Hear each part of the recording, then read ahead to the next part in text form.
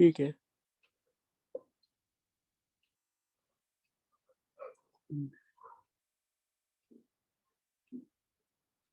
नहीं यार, मेरे पास पी ब्लॉक के नोट्स नहीं है, मैंने नहीं पढ़ा है किसी में। चलो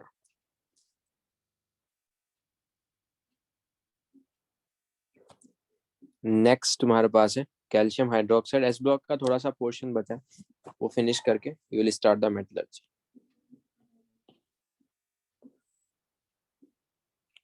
तो ये तुम्हारे पास COH होल्ड ट्वाइस है। तुम इसके कैल्शियम हाइड्रोक्साइड का वाटर के साथ रिएक्शन कराओगे तो बताओ क्या बनेगा।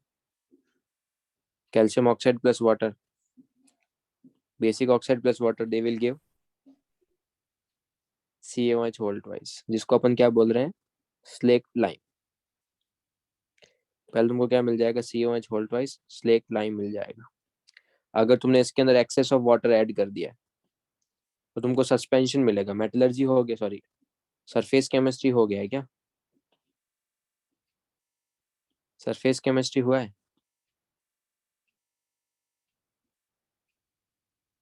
Hello,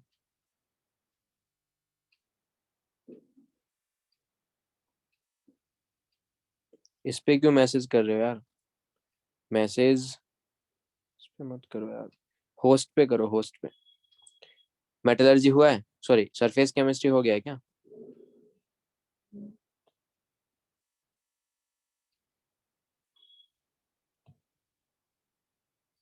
hello,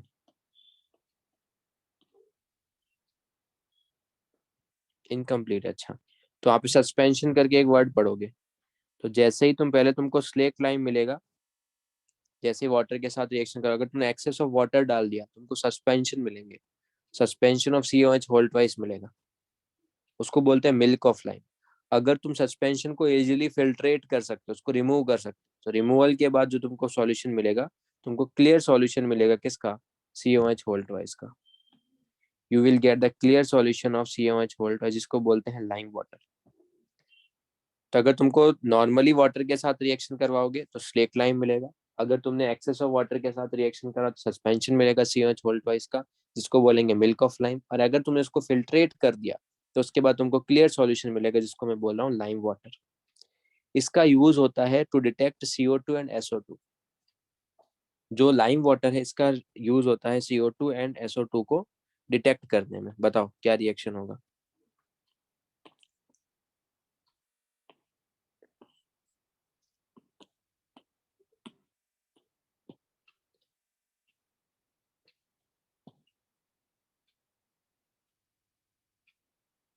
okay Devika, good.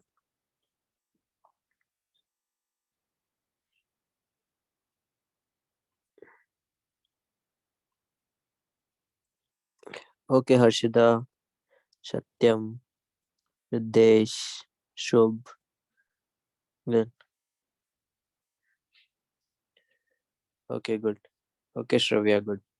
क्या करेंगे, एक तो इसके साथ रिएक्शन होगा, पहले वाटर के साथ रिएक्शन करेगा, क्या बनाएगा, ये H2O बनाएगा। तो यहाँ पर क्या मिल जाएगा तुम्हारे पास, CaCO3 का वाइट PPT ऑब्टेन हो जाएगा, प्लस एक H2O मिल जाएगा। वही सेम चीज यहाँ पर करेंगे तो यहाँ पे CaSO3 प्लस H2O, ये भी वाटर के साथ रिएक्शन करके क्या बनाएगा, ऊपर बनाएगा H2CO3 और यहाँ पे बनाएगा H2SO3। इन दोनों को डिटेक्ट करने के लिए, CO2 SO2 को डिटेक्ट करने के लिए, तो बाल्टा वाटर का भी यूज कर सकते हो। बाल्टा वाटर क्या है, BaOH hold twice, this called the Balta water. Same, बताओ क्या रिएक्शन होगा।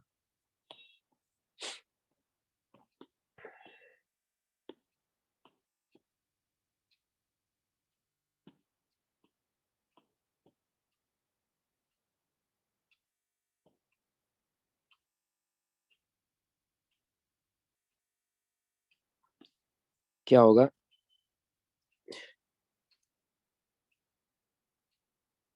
BaOH hold twice plus water, और ठीक है।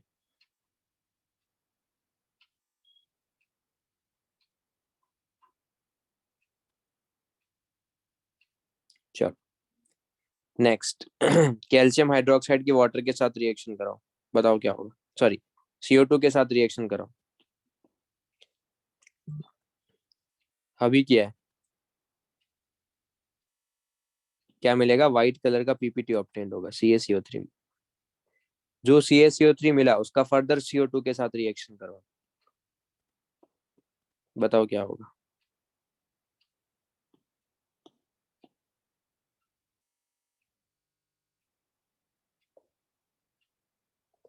ध्यान से देखो यार, ये बताया रिएक्शन।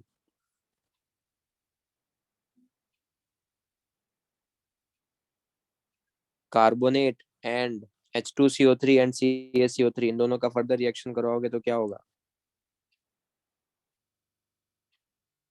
बाई कार्बोनेट मिलेगा। यस, बाई कार्बोनेट की हीटिंग से CO2 + H2 और कार्बोनेट मिलता है, और वही CO2 H2 and by carbonate के मिक्सिंग से तुमको बाई कार्बोनेट मिलेगा। यस,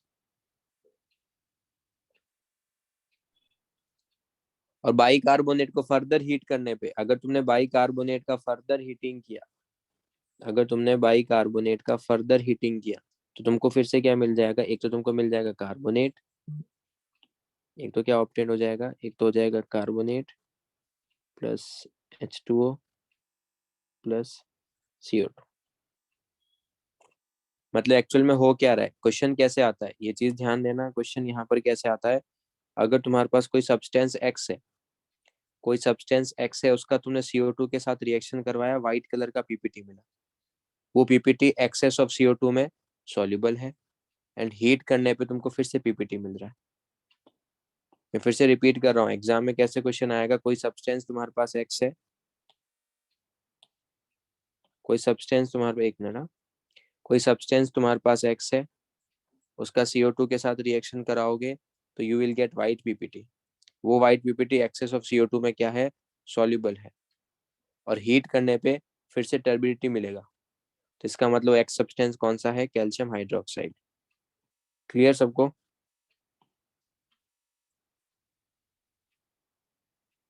एक्सेस ऑफ CO2 में व्हाइट पीपीटी डिसअपियर हो रहा है, और फिर से हीट करने पे फिर से अपियर हो रहा है, इसका मतलब कैल्शियम हाइड्रोक्साइड। डन। चलो, कैल्शियम हाइड्रोक्साइड का Cl2 के साथ रिएक्शन करवाओ। Cl2 कोल्ड कंडीशन में करवा दो, कुछ भी मेंशन नहीं है तो।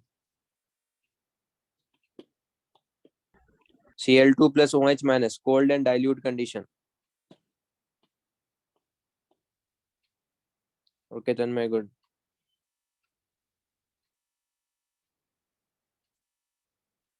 Cl2 OH- के साथ NaOH की सारी रिएक्शंस डिस्कस कर चुके हैं यार अपन। Cl2 + OH-,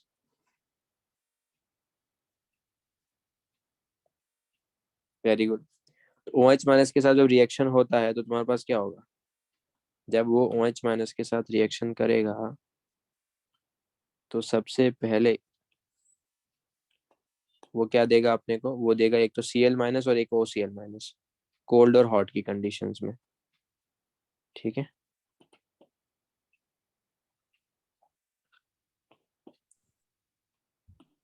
उसके बाद अगेन, उसके बाद कुछ भी नहीं करना, इन दोनों के साथ रिएक्शन करवा दो, तो यहाँ से ऑब्टेंड हो जाएगा CaCl2, और यहाँ से ऑब्टेंड हो जाएगा CaOCl होल ट्वाइस। यस।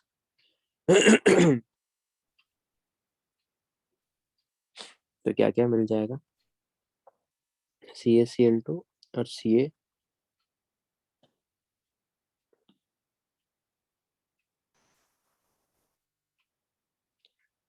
यहाँ पर कितने कैल्शियम, इन दोनों को अगर मैं कंबाइन फॉर्म में देखूं तो यहाँ पर कैल्शियम कितना है, बोलो। इन दोनों में कैल्शियम कितने हैं, दो। क्लोरीन कितने हैं, क्लोरीन कितने हैं, चार। और ऑक्सीजन कितने हैं, दो। इसको कंबाइन फॉर्म में ऐसे भी लिख सकते हो, CaOCl2। इसको अपन क्या बोलते हैं, bleaching powder. This is called the bleaching powder. इसका अपन यूज करते हैं किसी भी ब्लीच, ब्लीच करने में अपन इसका यूज करते हैं। This is called the bleaching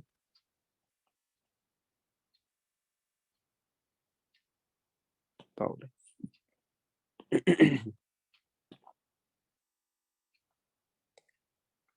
और ब्लीचिंग पाउडर में जो एक्टिव इंग्रेडिएंट है जो ब्लीच करता है वो है OCl-, ये चीज ध्यान रखना। ये क्या करता है, नेसेंट ऑक्सीजन देगा, नेसेंट ऑक्सीजन के कारण तुम्हारे पास क्या होगा, ब्लीचिंग एक्शन शो करता है। पढ़ा होगा ना प्री ब्लॉक के अंदर ब्लीचिंग एक्शन, एक बार नेसेंट ऑक्सीजन के कारण, एक बार नेसेंट हाइड्रोजन के कारण। यस, तो यहाँ पे क्या होता है, OCl- क्या करता है, तुम्हारे पास एक नेसेंट ऑक्सीजन देगा जिसके कारण क्या होगा, वो ब्लीचिंग एक्शन शो करेगा। That's it.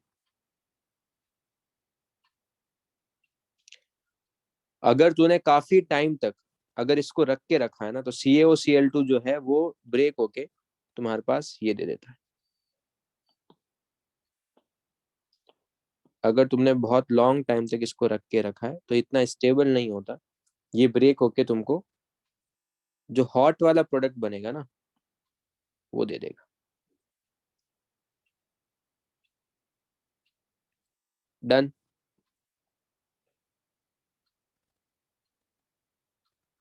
और आई होप इसका स्ट्रक्चर भी सबको पता होगा, नहीं पता है तो एक बार देख लो, ये है CaOCl2।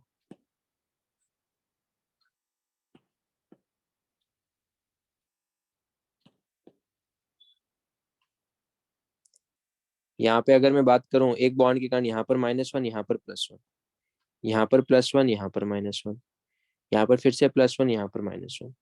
तो हेयर एक क्लोरीन किस में है, -1 में है, दूसरा क्लोरीन किस में है, एक क्लोरीन -1 में, दूसरा क्लोरीन +1 में।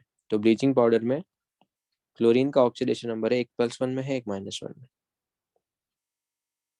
इसको तुम +2 लिख सकते हो, इसको -2 लिख सकते हो।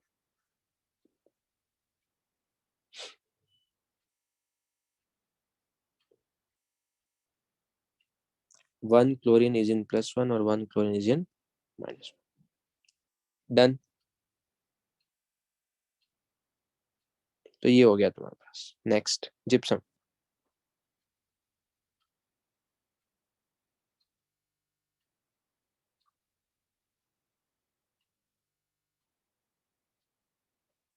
हम्म सबसे पहले प्रिपरेशन, जिप्सम का फॉर्मूला CaSO4.2H2O। रिएक्शन करवाना CaCl2 का H2SO4 के साथ।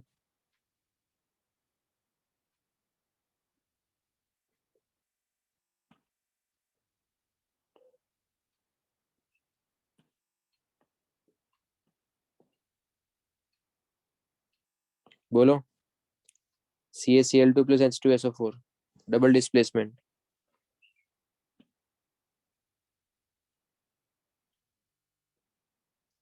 CaSO4 + HCl, इसके साथ भी again double displacement, CaSO4 + NaCl।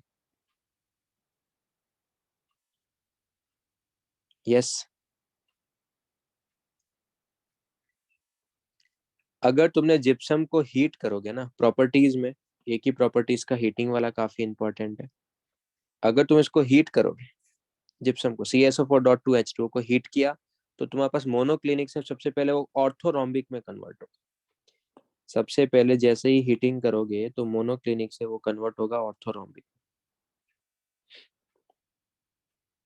क्या बनाएगा, वो बनाएगा, फॉर्मूला सेम रहेगा बट हल्का सा सॉफ्ट हो जाएगा। हल्का सा क्या हो जाएगा, वो सॉफ्ट हो जाएगा। फर्दर हीट करोगे तुमने, अगर तुमने उसको हीटिंग करके रखा है रफली 120 डिग्री सेल्सियस के आसपास, टेम्परेचर इंपॉर्टेंट है। जनरली मैं टेम्परेचर मेंशन नहीं करता हूँ, ठीक है, बट यहाँ पर टेम्परेचर क्या है इंपॉर्टेंट। अगर तुमने उसको हीट करके रखा है 120 मतलब 293 केल्विन पे, तो जैसे ही 293 केल्विन पे हीट करोगे तुम्हारे पास क्या होगा, वाटर बाहर निकल जाएगा और क्या मिलेगा, CaSO4.½ मिलेगा, और 3/2 वाटर जो है वो बाहर निकल जाए।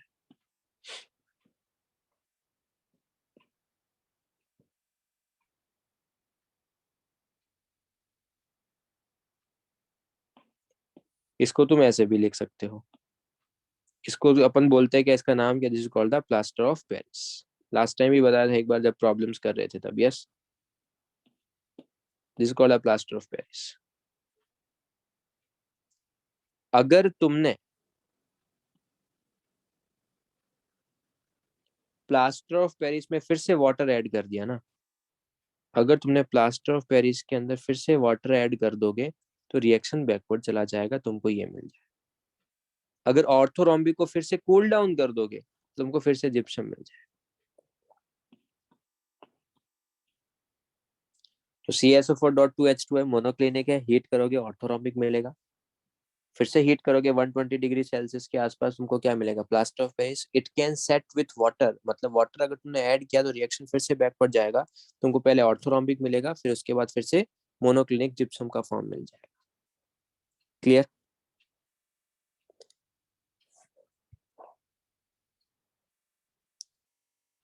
120 डिग्री सेल्सियस बच्चे, तो 393 केल्विन होगा ना, 293 केल्विन कहाँ से होगा?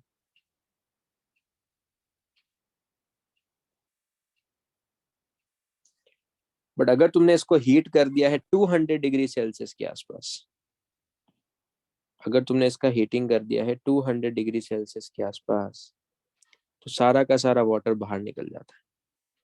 तो कंप्लीट वाटर क्या होगा तुम्हारे पास? 200 मतलब तुम्हारे पास 473 केल्विन। तो अगेन सारा का सारा वाटर क्या हो जाएगा? बाहर निकल जाएगा, तुमको मिल जाएगा एनहाइड्रस CaSO4, जिसको बोलते हैं डेड बंट प्लास्टर। ये फर्दर, इसकी टेंडेंसी नहीं होती है मॉइस्चर को एब्जॉर्ब करने की, ये फर्दर वाटर के साथ रिएक्शन करके बैकवर्ड नहीं जाएगा। This is called the dead burnt plaster. And अगर तुमने इसको ग्रेटर देन 800 डिग्री सेल्सियस पे हीट कर दिया, बता सकते हो क्या बनेगा? सल्फेट का heating greater than 800 degree Celsius पे, ओके देविका यस, एक तो मिलेगा CaO, और ग्रेटर देन 800 है तो SO2 एंड हाफ O2। अगर लेस देन होता तो SO3 मिलता, बट ग्रेटर देन है तो SO2 and half O2। Dead burnt plaster क्यों बोलते हैं? Because it can't set with, can't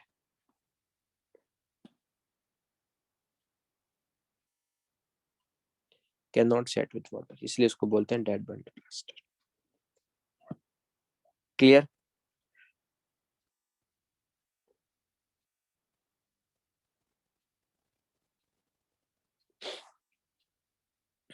चलो लास्ट बचा है अपने पास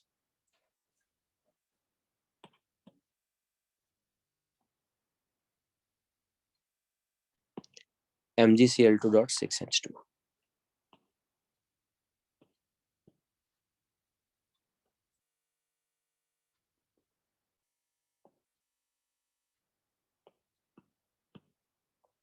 अगर मैं MgCl, जनरली एनहाइड्रस सॉल्ट को हीट करने पे क्या मिलता है? जनरली अगर मैं कभी भी हाइड्रेटेड सॉल्ट को हीट करता हूं तो मिलता क्या है? MgCl2 और वाटर बाहर निकलना चाहिए, यस। क्या ऑब्टेन होना चाहिए था? ये ऑब्टेन्ड होना चाहिए था, बट एक्चुअल में ये यहाँ पर ऑब्टेन्ड नहीं होता है। यहाँ पे ऑब्टेन्ड क्या होता है? यहाँ पर ऑब्टेन्ड होता है ये। कुछ रीजन है? हम्म, रीजन है क्या? Let's discuss. ये जो रिएक्शन है वो 3 स्टेप में होता है। कैसे? सबसे पहले क्या करो तुम, MgCl2.6H2 को हीट करो। जैसे ही हीट करोगे तो पहले तुमको मिलेगा वही, जैसे ही फर्स्ट तुमने हीटिंग किया ना, तो पहले तुमको वही मिलेगा, MgCl2 मिलेगा, 6H2 मिलेगा, जो नॉर्मल रिएक्शन सबका मिलना चाहिए। बट यहाँ पर प्रॉब्लम है, MgCl2 जो है वो क्या है? किसका सॉल्ट है? वीक एसिड स्ट्रॉन्ग बेस है, स्ट्रॉन्ग एसिड स्ट्रॉन्ग बेस है, वीक बेस स्ट्रॉन्ग एसिड है, क्या है? MgCl2 जो है वो किसका सॉल्ट है? Weak weak strong weak, weak strong, strong strong, बोलो।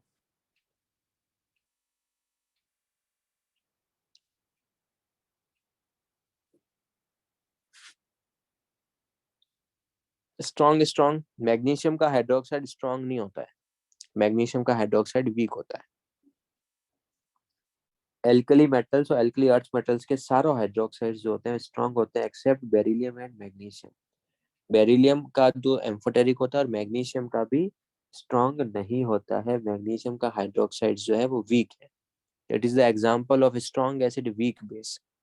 तो अब तुम मुझे बताओ किसका हाइड्रोलिसिस होगा, कैटायन का या एनायन का?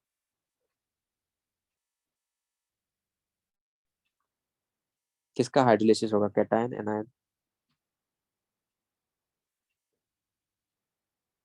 कैटायन का हाइड्रोलिसिस होगा। और कैटायन के हाइड्रोलिसिस से बताओ बताओ क्या बनेगा। अगर Mg2+ ने वाटर के साथ रिएक्शन करवाया तो कैटायन का हाइड्रोलिसिस मतलब वो OH को एक्सेप्ट करेगा, ऐसा बोल सकता हूँ, या H+ को रिलीज करेगा। यस। तो यहाँ पर MgCl2 है, ये क्या है, स्ट्रॉन्ग एसिड वीक बेस है। तो यहाँ पे कैटायन का क्या होगा, हाइड्रोलिसिस होगा। जैसे ही कैटायन का तुम्हारे पास हाइड्रोलिसिस होगा तुम्हारे पास ये बनेगा। और ये पर्टिकुलर रिएक्शन जो है वो इक्विलिब्रियम पे है। कंप्लीट हाइड्रोलिसिस नहीं हो रहा, पार्शियल हाइड्रोलिसिस हो रहा है।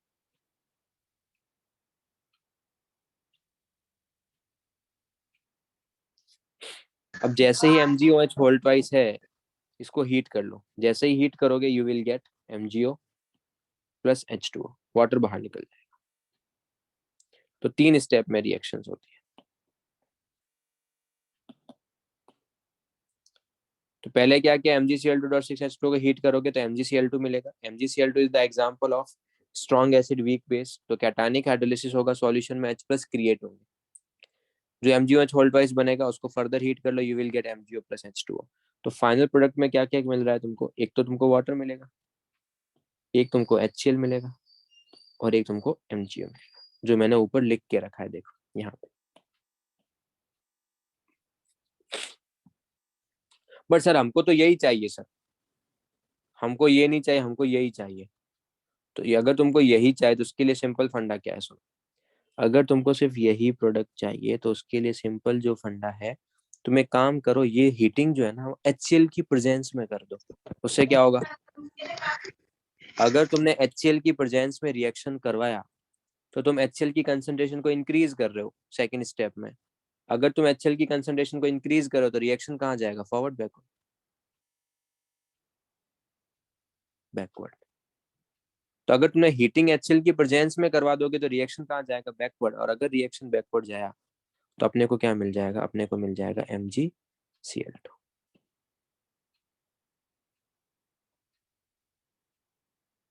यस।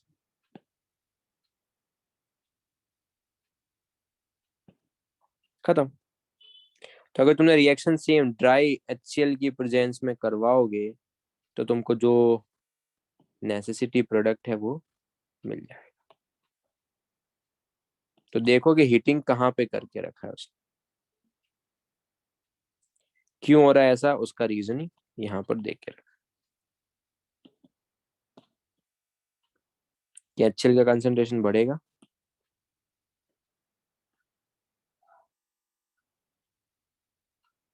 तो रिएक्शन बैकवर्ड। डन।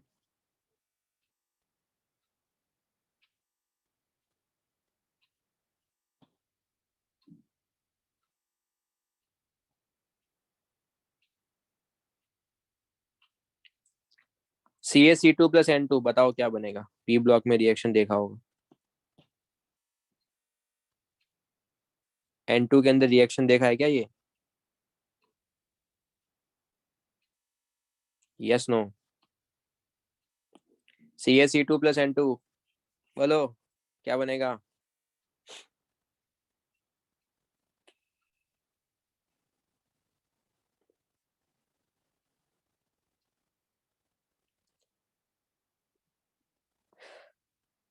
नहीं यार ये नहीं बनेगा, एक बनेगा CaCN2+C। अगर CaC2+N2 का रिएक्शन कराओगे तो you will gate CaCN2+C, this called a calcium cyanamide या फिर नाइट्रोलिम।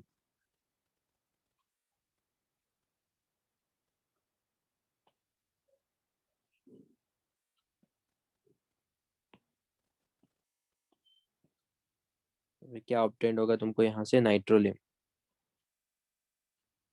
CaCN2+C को अपन क्या बोल सकते हो, नाइट्रोलिम। इसका वाटर के साथ रिएक्शन कराओगे CaCN2 का वाटर के साथ, तो तुमको मिलेगा calcium carbonate plus NH3। Important reaction है, याद रखना। मैकेनिज्म भी बता सकते हो बट उतना रिक्वायर्ड नहीं है, थोड़ा लेंदी है, इसलिए मैं इसको स्किप कर रहा हूँ।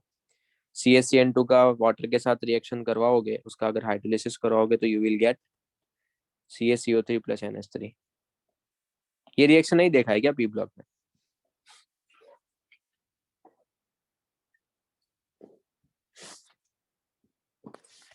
क्या ये रिएक्शन देखा है पी ब्लॉक में? Yes no?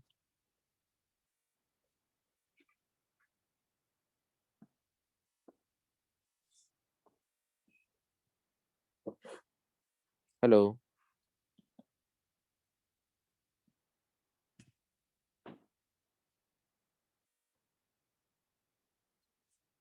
Hello, am I Audible?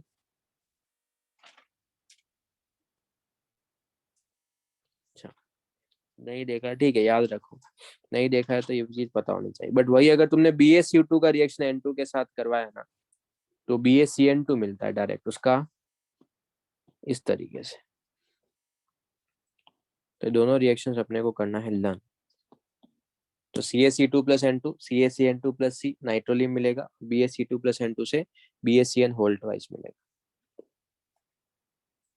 मैं इसमें कुछ और भी माइट भी ऐड कर सकता हूँ, कुछ थ्योरी और ऐड, अगर पॉसिबल हुआ तो आई विल ऐड, नहीं तो इतना ही है, ठीक है।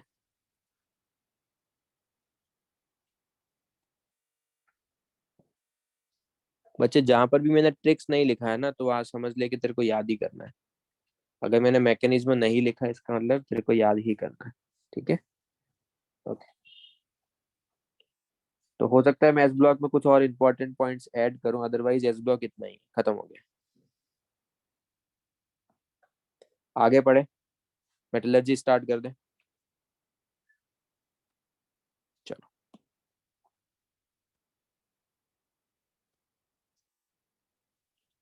मेटलर्जी तुमको आइडिया है क्या है पहले?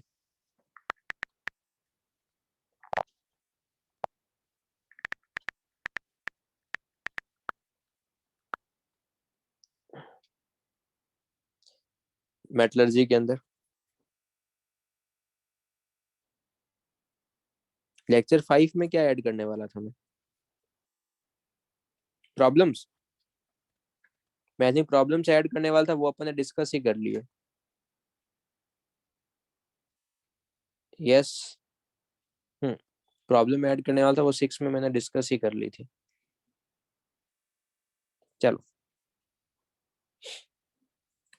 मेटलर्जी का आइडिया है सबको, क्या होता है, कैसे कर सकते हैं?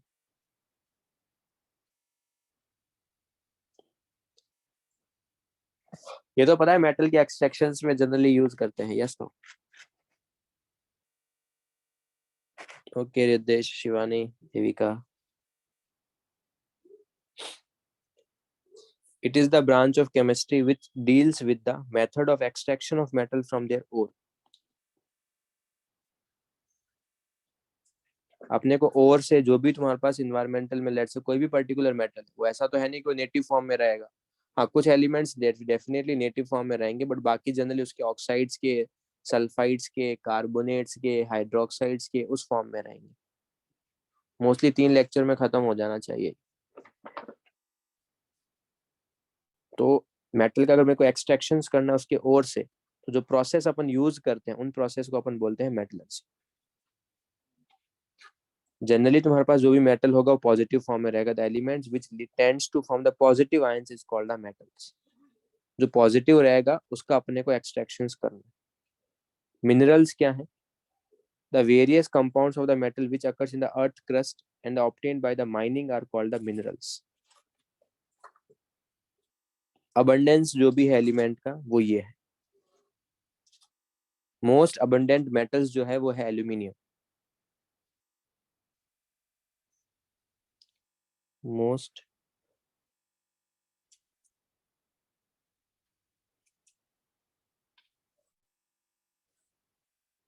अबंडेंट मेटल जो है वो है तुम्हारे पास एल्यूमिनियम। मिनरल्स कुछ भी हो सकता है, वो सिंगल कंपाउंड भी हो सकता है, मिक्सचर भी हो सकता है, बट उसका एक फिक्स केमिकल कॉम्पोजिशन होगा। ऐसा नहीं है कि उसका केमिकल कॉम्पोजिशन डिफरेंट होगा, उसका एक फिक्स केमिकल कॉम्पोजिशन होगा मिनरल का।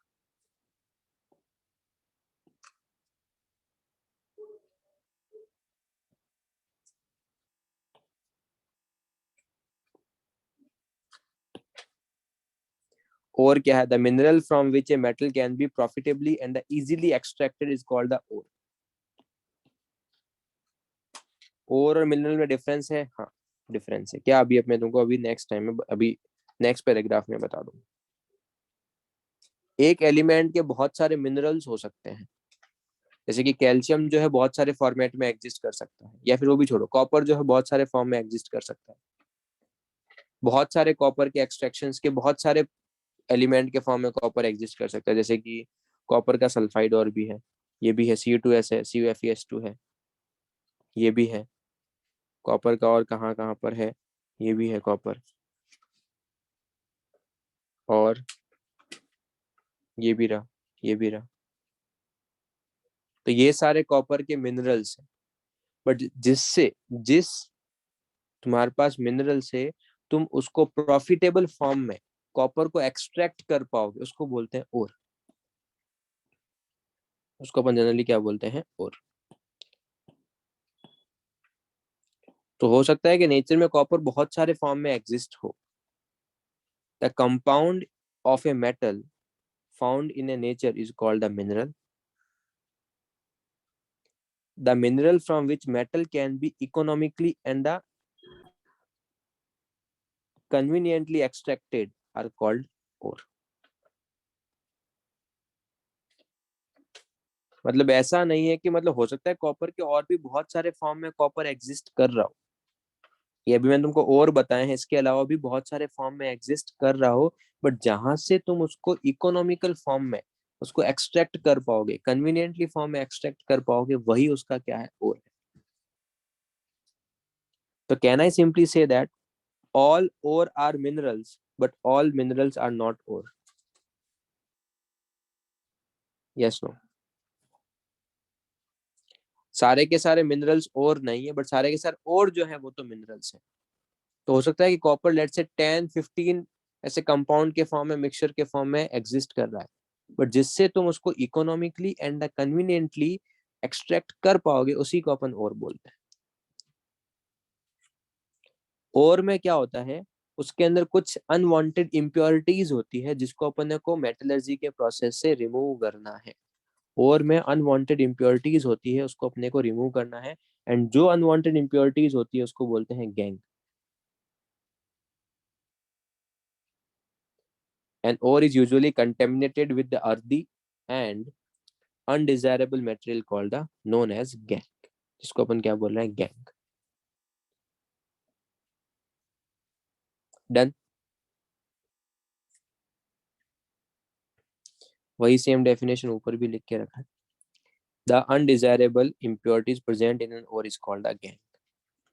जो प्रोसेस यूज करते हैं उसको बोल सकते हो माइनिंग।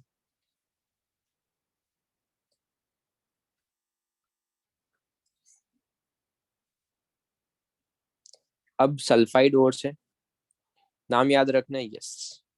एक पॉइंट के बाद तुमको नाम याद हो जाएंगे, बट स्टिल कुछ कुछ नाम अपने को याद रखने हैं।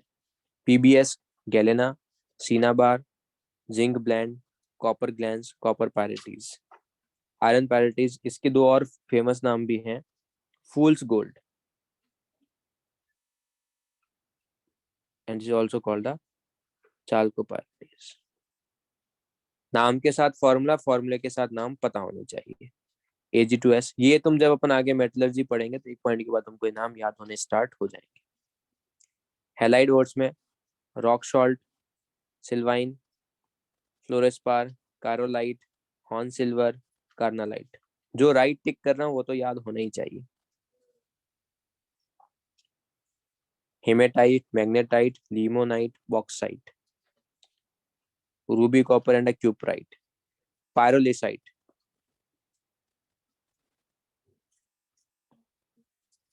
पायरोलिसाइट से मैं तुमको DNF ब्लॉक पढ़ाऊंगा, तो ये यूज करते हैं KMnO4 के प्रिपरेशन में।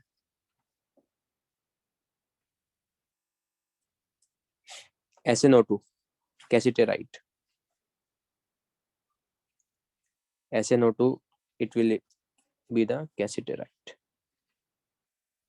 इसका यूज करते हैं K2Cr2O7 के प्रिपरेशन में. इट इज अ क्रोमाइट और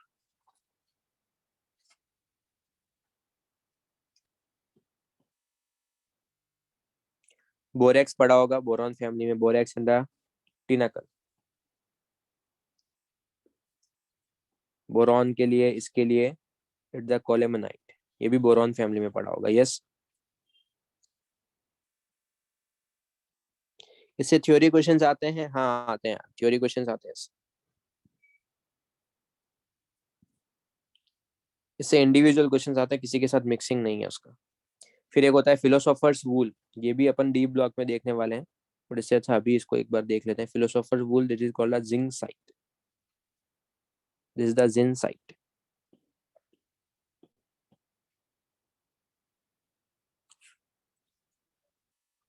एक है, ये वाला नाम भी इंपॉर्टेंट है, viral.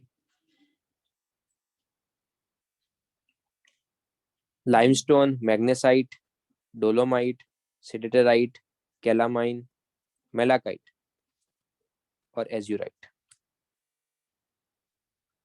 सेरोसाइट.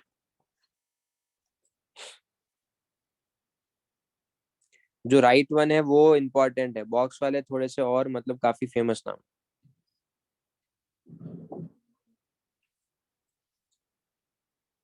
मेलासाइट is the green colour और ये एज्यूराइट इज द ब्लू कलर.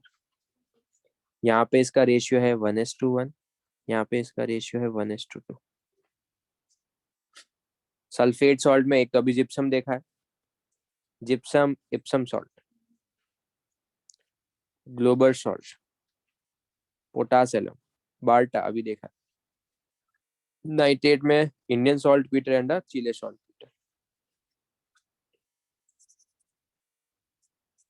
तो ये नाम, ये सारे के सारे और के नाम से. तो मैं एग्जाम में ऐसा पूछ सकता हूँ, which of the following is a oxide oxy salt और, which of the following is the oxy salt और मैंने ऑप्शन में दे दूंगा मैग्नेसाइट, डोलोमाइट, फिर एक जिप्सम दे दिया, एक जिंकसाइट दे दिया.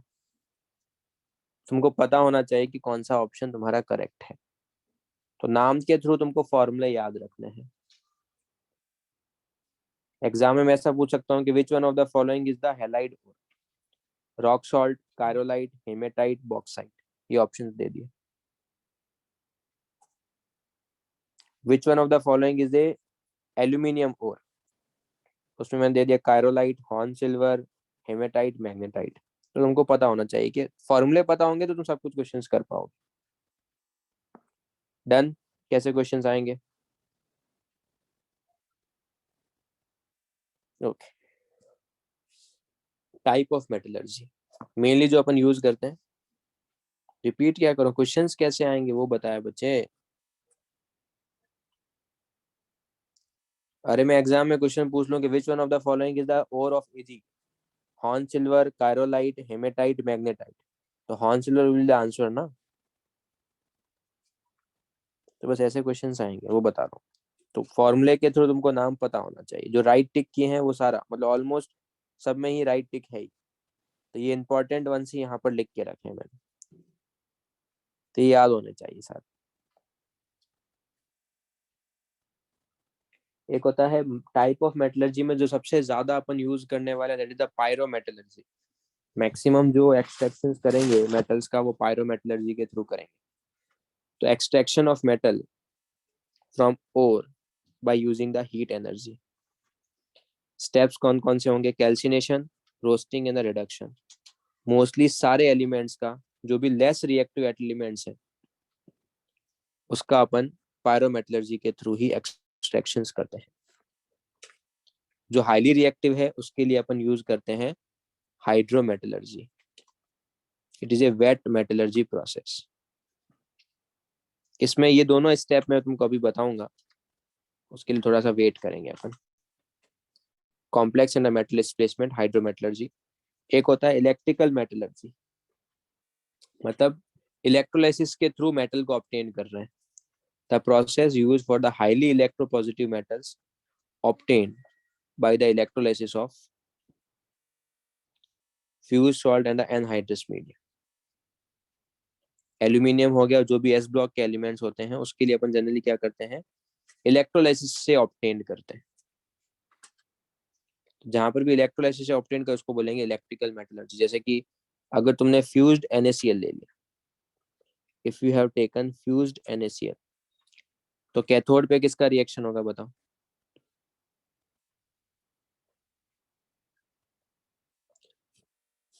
बोलो कैथोड पे किसका रिएक्शन होगा।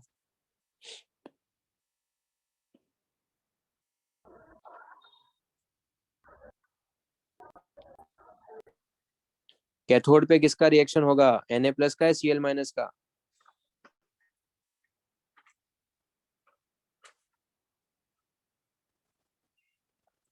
ओके देव, रितेश, देविका, गुड। बाकी लोग ओके, मिताली, तन्मय, राजदीप, ठीक है। कैथोड पे किसका रिएक्शन होगा, कैथोड पे रिएक्शन होगा सोडियम का। Na+ का रिडक्शन होगा और क्या हो जाएगा, तुमको सोडियम ऑब्टेन हो जाएगा। एनोड पे किसका रिएक्शन होगा, Cl का, तो 2 times of Cl- it will give Cl2 + 2 times of it।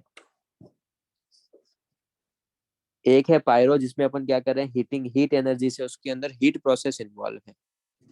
जो मैक्सिमम एलिमेंट जो अपन पढ़ने वाले हैं उसमें अपन पायरोमेटलर्जी ही यूज करेंगे। हाइड्रोमेटलर्जी किसके लिए यूज कर सकते हो, Ag के लिए, Au के लिए और कॉपर के लिए। और एक तुम्हारे पास इलेक्ट्रिकल मेटलर्जी, मतलब जहाँ पे तुम मेटल का जो रिडक्शन कर रहे हो इलेक्ट्रोलाइसिस के थ्रू कर रहे हो, उसको बोलते हैं इलेक्ट्रिकल मेटलर्जी।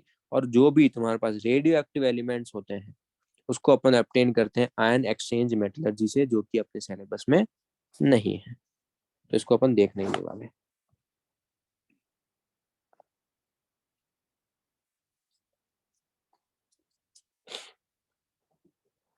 हाइड्रोमेटलर्जी के स्टेप्स पे आऊंगा, डोंट वरी। अब तुमको जो भी, लेट से तुमको रॉक मिला है, तो सबसे पहले कुछ प्रोसेस इन्वॉल्व रहेंगे। अगर तुमको कोई भी रॉक मिला है जिसमें मिनरल है, लेट से, या कोई किसी का भी ओर है, तो सबसे पहले क्या करना है, जो भी ओर है, लेट से तुम्हारे पास कॉपर का ओर है, तो कॉपर जिस भी फॉर्म में उस ओर में है, तो सबसे पहले उसको रॉक के फॉर्म में होगा। बड़े बड़े तुम्हारे पास रॉक के फॉर्म में होगा, स्टोन्स के फॉर्म में होगा। सबसे पहले उसका क्रशिंग करना पड़ेगा। क्रशिंग करने के बाद उसका ड्रेसिंग और कंसंट्रेशन करना पड़ेगा। ड्रेसिंग और कंसंट्रेशन का मतलब, जो भी अनवांटेड इम्प्योरिटीज हैं, लेट्स से तुम्हारे पास जो भी सिलिका की इम्प्योरिटीज हैं, या फिर जो भी हैवी इम्प्योरिटीज हैं, या फिर कोई भी मैग्नेटिक इम्प्योरिटीज हैं, तो उन सबको रिमूव करना पड़ेगा। उसको बोलते हैं concentration and the dressing of ore.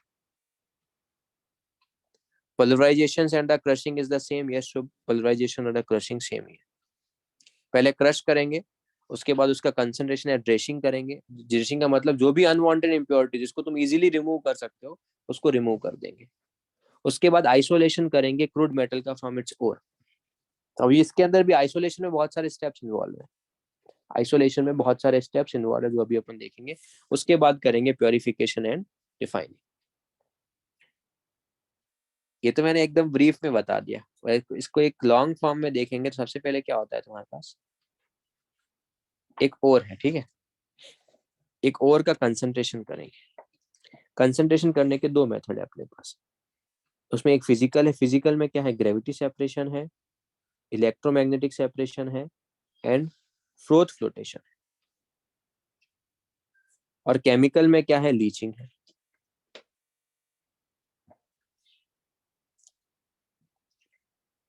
Chemical में क्या है, लीचिंग है। तो फिजिकल मेथड में क्या होना चाहिए, जो भी तुम्हारे पास गैंग पार्टिकल्स हैं और पार्टिकल्स हैं, उनकी फिजिकल प्रॉपर्टीज में डिफरेंस होना चाहिए। जो भी, फिर से रिपीट कर रहा हूँ, फिजिकल मेथड में क्या होगा, जो भी तुम्हारे पास और पार्टिकल्स है और गैंग पार्टिकल्स है, उनकी फिजिकल प्रॉपर्टीज में डिफरेंस होना चाहिए। और जो भी तुम्हारे पास केमिकल मेथड है, उसमें उसकी केमिकल प्रॉपर्टीज में डिफरेंस होना चाहिए। तो ये हो गया, तुमने गैंग पार्टिकल्स को रिमूव कर दिया। अभी ऐसा नहीं है कि सारी इंप्योरिटीज रिमूव हो गई है। कुछ इंप्योरिटीज जो है, जो इजीली रिमूवेबल था, वो यहाँ से रिमूव हो चुका है।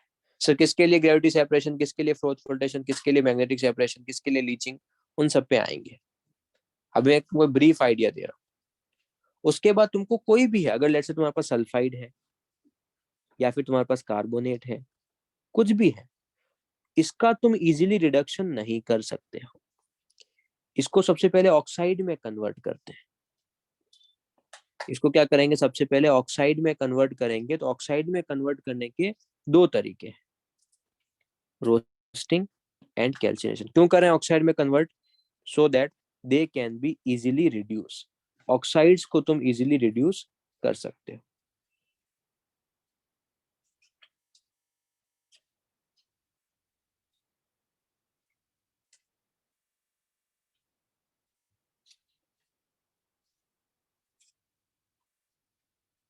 जो भी ऑक्साइड्स है उसको तुम इजीली क्या कर सकते हो, रिड्यूस कर सकते हो। They can easily be reduce. इसीलिए अपन कैल्सिनेशन एंड रोस्टिंग के प्रोसेस से उसको किस में कन्वर्ट कर रहे हैं, ऑक्साइड्स में। एक बार ऑक्साइड में कन्वर्ट करने के बाद मेटल ऑक्साइड मिला, उसके बाद स्मेल्टिंग एंड रिडक्शन, उसका रिडक्शन करेंगे। सबसे इंपॉर्टेंट तो क्या है, तुम कार्बन से रिडक्शन कर लो, सबसे बेस्ट। कार्बन से कर सकते हो, कार्बन मोनोऑक्साइड से कर सकते हो, बट कार्बन का रिडक्शन जो है वो बहुत इंपॉर्टेंट है। जिनका रिडक्शन कार्बन से नहीं हो रहा उसका एल्यूमिनियम से कर लो, जिसका एल्यूमिनियम से भी नहीं हो रहा उसका इलेक्ट्रोलाइटिक से कर लो। ये सब कुछ अपन देखने वाले हैं। कार्बन एक अच्छा रिड्यूसिंग एजेंट है, वो मेटल के ऑक्साइड को रिड्यूस करेगा, खुद ऑक्सीडाइज होकर या तो CO देगा या फिर CO2 देगा। जिनका भी रिडक्शन कार्बन से नहीं हो रहा है उसका एल्यूमिनियम से रिडक्शन कर दो। लेट्स से एल्यूमिनियम का खुद का किससे करेंगे, उसका फिर इलेक्ट्रोलाइटिक से कर लेंगे। जैसे ही करेंगे अपने को इम्प्योर मेटल मिल जाएगा। उसके बाद अपन करेंगे रिफाइनिंग। रिफाइनिंग के बहुत सारे प्रोसेसेस हैं, liquation, distillation, cupellation, zone refining, electro refining, vapour phase refining, amalgamation. तो हर एक एलिमेंट के लिए, मतलब इनडायरेक्टली, अभी तो मैं तुमको आज स्टेप्स बताऊंगा कि ग्रेविटी सेपरेशन क्या है, इलेक्ट्रोमैग्नेटिक क्या है, फ्लोटेशन क्या है, ये सब कुछ। उसके बाद लेट से पर्टिकुलर मेटल जैसे कॉपर है, तो कॉपर का जो भी किसी भी फॉर्मेट में, जैसे कि कॉपर ये है तुम्हारे पास CuFeS2, कॉपर इस फॉर्म, इसमें से मेरे को कॉपर को एक्सट्रैक्ट करना है। तो कॉपर को एक्सट्रैक्ट करने के लिए सल्फाइड्स के लिए मैं तुमको अभी बताने वाला हूँ। सल्फाइड के लिए फ्लोटेशन यूज करते हैं, फिर सल्फाइड के लिए रोस्टिंग यूज करते हैं, फिर रिडक्शन करने के लिए यहाँ पे इसका सेल्फ रिडक्शन होता है। सेल्फ रिडक्शन से इम्प्योर मेटल मिलेगा। इम्प्योर मेटल कॉपर का मिलने के बाद उसकी प्योरिटी के लिए देखेंगे कौन सी रिफाइनिंग के स्टेप्स करेंगे। इलेक्ट्रो रिफाइनिंग कर सकते हो, और भी बहुत सारे मेथड्स हैं जो अपन यहाँ पर देखने वाले हैं। क्लियर? मतलब पूरे चैप्टर में मेन फंडा क्या है, किस तरीके से अपने को मेटल को एक्सट्रैक्ट करना है। Yes no?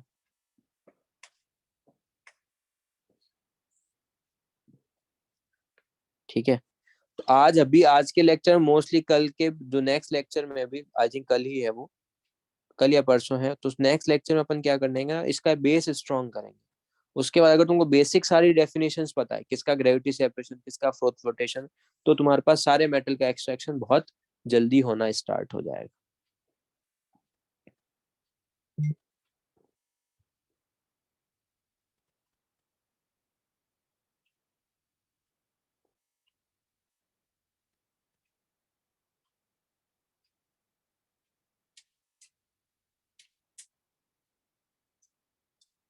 ठीक है, चलो। फिर यहाँ से तुमको रिफाइनिंग के बाद तुमको प्योर मेटल ऑब्टेन हो जाएगा। अब ये स्टेप्स देखेंगे अपन, roasting, calcination, reduction, impure metal purification, ये सब कुछ होने के बाद 3-4 मेटल का एक्सट्रैक्शन करेंगे, so that you will gate A rough idea of it, के मतलब किस टाइप के क्वेश्चंस आते हैं। मेनली कॉपर का, Fe का, Pb का, टिन का और जिंक का, और Ag और Au का, ये इतना इनफ है। 7-8 का एक्सट्रैक्शन करना है, बट उससे पहले अगर तुमको बेस क्लियर हो गया तो बाकी एक्सट्रैक्शन अपने आप हो जाएंगे। सबसे पहले क्या करेंगे, क्रशिंग एंड ग्राइंडिंग। ऐसा तो है नहीं कि मेटल के जो बड़े बड़े पार्टिकल्स उसको क्रश करना पड़ेगा पहले। तो क्रशिंग एंड ग्राइंडिंग सबसे पहले अपन यूज करने वाले हैं। The ore is first crossed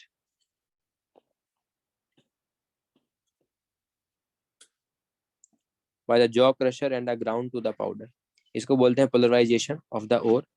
उसके लिए कौन से इक्विपमेंट यूज कर सकते हो, ball mills and the stamp mills. फिर अपने को क्या करना है, कंसंट्रेशन करना है। The removal of the unwanted useless impurities from the ore is called dressing, concentration या फिर बेनिफिकेशन ऑफ ओर। जो भी अनवांटेड इम्प्योरिटीज है उसको अपने को करना है रिमूव। इसके लिए तुम्हारे पास दो मेथड है, या तो फिजिकल प्रॉपर्टीज और chemical properties. It involves several steps. Selection of these steps depend on the physical difference in the physical properties of the compound and the, मतलब जो मेटल है और जो गैंग पार्टिकल्स है उसकी फिजिकल प्रॉपर्टीज में क्या डिफरेंस है, उसके बेसिस पे वी विल डिसाइड कि अपने को कौन सा स्टेप्स करना है। तो इसमें तीन है, gravity separation, froth flotation and magnetic separation. तो ग्रेविटी सेपरेशन का एक और नाम भी है, इसके तीन नाम है, हाइड्रोलिक वॉशिंग बोल सकते हो, हाइड्रोलिक वॉशिंग, ग्रेविटी सेपरेशन या फिर लेविगेशन मेथड। इसमें क्या होना चाहिए, तुम्हारे पास जो भी मेटल्स और गैंग के पार्टिकल्स है, गैंग पार्टिकल्स मतलब इम्प्योरिटीज, मेटल्स और जो भी गैंग के पार्टिकल्स हैं उनकी तुम्हारे पास डेंसिटी में डिफरेंस होना चाहिए, उनके डेंसिटी में डिफरेंस होना चाहिए। जनरली जो भी ऑक्साइड ओर्स होते हैं या फिर जो भी नेटिव ओर्स होते हैं उसके लिए ये यूज करते हैं। तो देखो क्या है, it is based on the difference in the density of the gangue and the ore particles. In this, powder ore is alligated with the water and washed with the upward stream or running water. The lighter particle of sand, clay, it etc. is washed away, leaving behind the heavier ore particles. For this, either hydraulic classifier या फिर Boulez table is used. ये भी ध्यान रखना, कभी कभी नाम पूछ लेते हैं। किसके लिए यूज कर सकते हो इसको, तुमको यूज करना है किसके लिए यूज कर सकते हैं, अगर कोई भी ऑक्साइड ओर है या नेटिव ओर्स है उसके लिए अपन हाइड्रोलिक वॉशिंग यूज कर सकते हैं, बिकॉज नेटिव एलिमेंट डेफिनेटली क्या होंगे, हैवियर होंगे, तो डेंसिटी में डिफरेंस होना चाहिए गैंग पार्टिकल। डायग्राम से चीजें आई थिंक अपने आप क्लियर हो जाएगी। यहाँ से तुम क्या कर रहे हो, यहाँ से तुम ओर को पास कर रहे हो, ऊपर हाइड्रोलिक क्लासिफायर है। तो जैसे ही वाटर के थ्रू तुम अगर करवाओगे, ये रफ डायग्राम बना, एग्जैक्ट डायग्राम ये नहीं है, ठीक है। तो जो भी तुम्हारे पास हैवियर पार्टिकल्स नहीं है, जो लाइटर पार्टिकल्स है, वो क्या होंगे, वाटर के साथ तुम्हारे पास आगे की तरफ निकल जाएंगे, और ये तुम्हारे पास यहाँ पर इस वाले रीजन में तुमको मेटल्स ऑब्टेंड हो जाएंगे, हैवी मेटल पार्टिकल्स। और जो भी तुम्हारे पास ब्लू वाले हैं वो सारे के सारे तुमको अनवांटेड इम्प्योरिटीज तुमको यहाँ पर सारी की सारी ऑब्टेन हो जाएगी।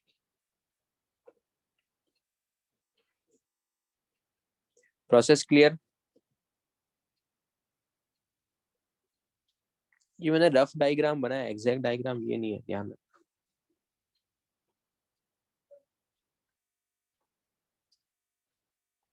देविका क्या बोल रहे हो तुम, WJ क्या?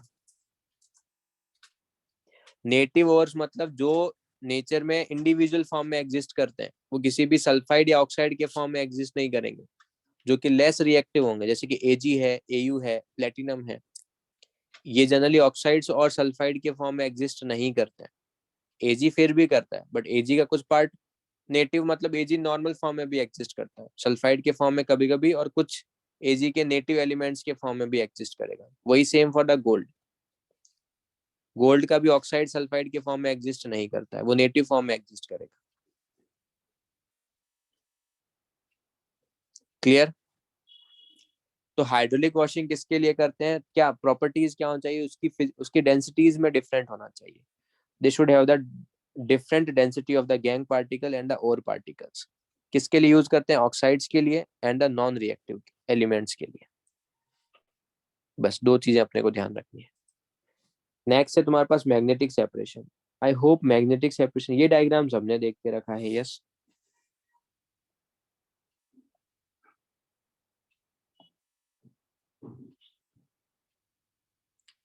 इसके लिए क्या होना चाहिए, तुम्हारे पास जो भी और पार्टिकल्स और गैंग पार्टिकल्स है उसकी मैग्नेटिक प्रॉपर्टीज में डिफरेंस होना चाहिए।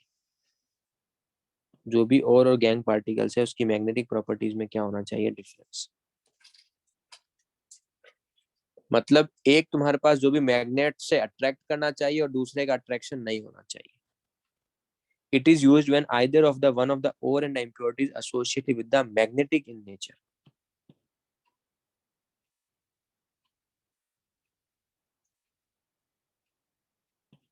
यहाँ पर क्या है, a magnetic separator consist of A belt moving over the two rollers, जिसमें से एक क्या है, एक मैग्नेटिक है. जैसे कि ये नॉन मैग्नेटिक है, ये एक रोलर है, इसके ऊपर एक बेल्ट लगा के रखा है. तो यहाँ पर भी एक रोलर है, ये पूरा बेल्ट इसके ऊपर है. ये वाला मैग्नेटिक, सॉरी, ये वाला जो तुम्हारे पास इधर वाला, ये मैग्नेटिक नहीं है, और ये तुम्हारे पास मैग्नेटिक है. तुम यहाँ से पाउडर और जो है वो यहाँ पे डाल रहे हो, तो ये क्या कर रहा है, तुम्हारे पास रोटेट हो रहा है बेल्ट तो तुम्हारे पास.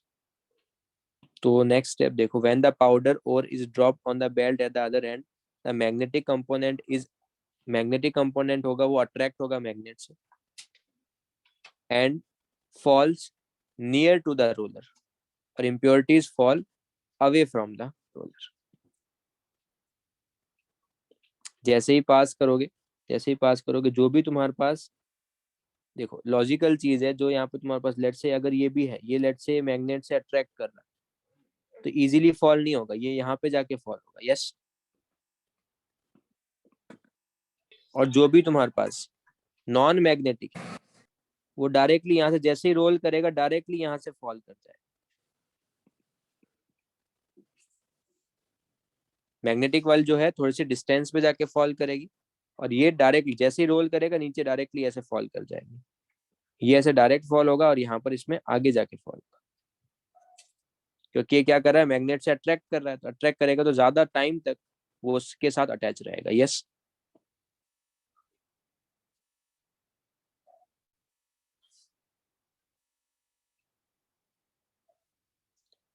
क्लियर ये वाला पार्ट. इसका यूज करते हैं क्रोमाइट के अंदर. Chromite ore FeO Cr2O3 separated from the non magnetic siliceous, non magnetic siliceous जो भी इम्प्योरिटीज है, chromite ore is separated from non magnetic siliceous impurities. इस तरीके से. तो तुमको क्रोमाइट और कहाँ मिलेगा, तुमको क्रोमाइट और मिलेगा यहाँ पर, FeO.Cr2O3 मिलेगा यहाँ पर, और यहाँ पर तुमको मिलेगा सिलिकॉन. एंड एक और चीज ध्यान रखना, SnO2 जो कैसिटेराइट है ना, उसके अंदर मैग्नेटिक इम्प्योरिटीज है. यहाँ पर क्या है, यहाँ पर इम्प्योरिटीज जो है वो मैग्नेटिक.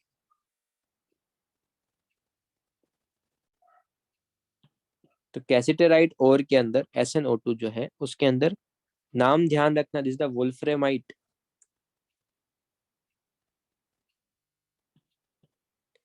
तो तुम मुझे एक चीज बताओ, इस बार इम्प्योरिटीज कहाँ मिलेगी, फर्स्ट वाले कंपार्टमेंट में या सेकंड वाले कंपार्टमेंट में? Okay Ritesh, good. Okay Dev. Okay Shivani. Okay Devika. Okay Riya. Okay Shivam. Good. इस बार क्या होगा, वो मैग्नेटिक, इम्प्योरिटीज मैग्नेटिक, इम्प्योरिटीज अगर मैग्नेटिक है, ओके बच्चे गुड, इम्प्योरिटीज अगर मैग्नेटिक है तो यहाँ पर तुमको जो वोल्फ्रेमाइट है, Fe WO4 + MnWO4, वुल्फेमाइट इम्प्योरिटीज तुमको यहाँ मिलेगी, एंड जो SnO2 है वो तुमको यहाँ ऑब्टेन हो.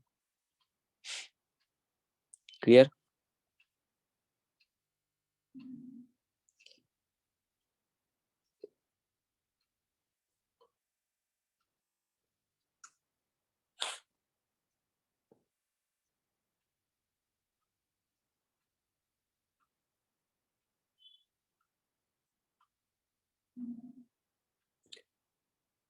डन.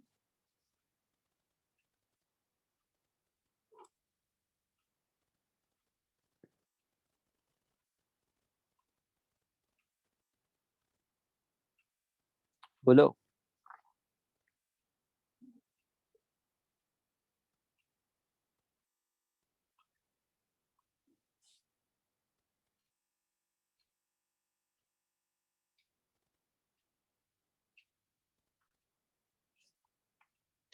तो फर्स्ट वाला किसके लिए यूज कर रहे थे? फर्स्ट वाले में क्या होता है, डिफरेंस होना चाहिए उसकी डेंसिटीज में, difference in the density of the gangue and the ore particle. Second वाले में क्या होना चाहिए तुम्हारे पास? सेकंड वाले में डिफरेंस होना चाहिए उसकी मैग्नेटिक प्रॉपर्टीज में।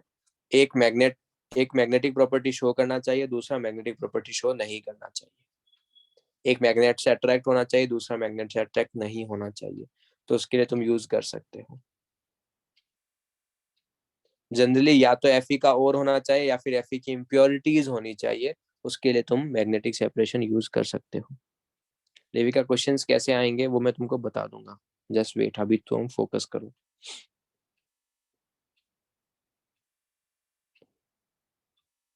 स्ट्रेट फॉरवर्ड जो तुमको यहाँ पे पढ़ा रहा हूँ डायरेक्ट स्ट्रेट फॉरवर्ड आएगा। कैसिटराइट के अंदर इम्प्योरिटीज के लिए, सॉरी, कैसिटराइट के कंसंट्रेशन के लिए कौन सा मेथड यूज करोगे? Electromagnetic separation. उसके अंदर इम्प्योरिटीज क्या है, मैग्नेटिक या फिर SnO2 तुम्हारे पास मैग्नेटिक है, इम्प्योरिटीज मैग्नेटिक है। वुल्फ्रामाइड का फॉर्मूला क्या होगा? FeWO4 plus MnWO4। Infinite questions बना सकता हूँ इस पे। डन।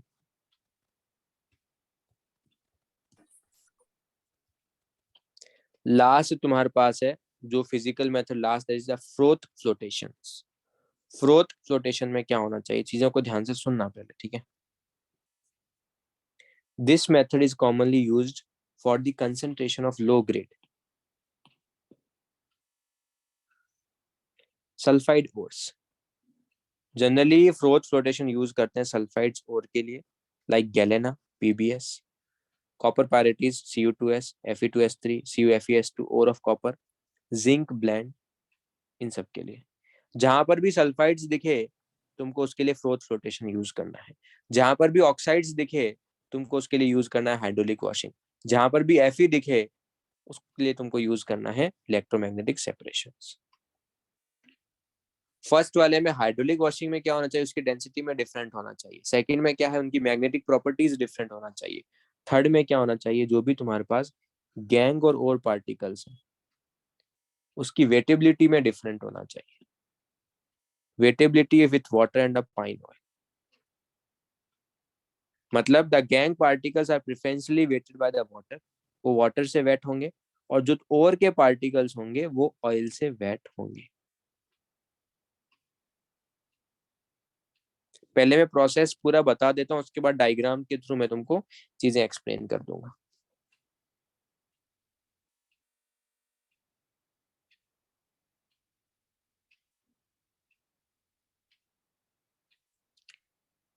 ठीक है, यहाँ पर तुम कुछ फ्रोथर्स ऐड करते हो। फ्रोथर्स मतलब तुमको फोम क्रिएट करना है एक तरीके से।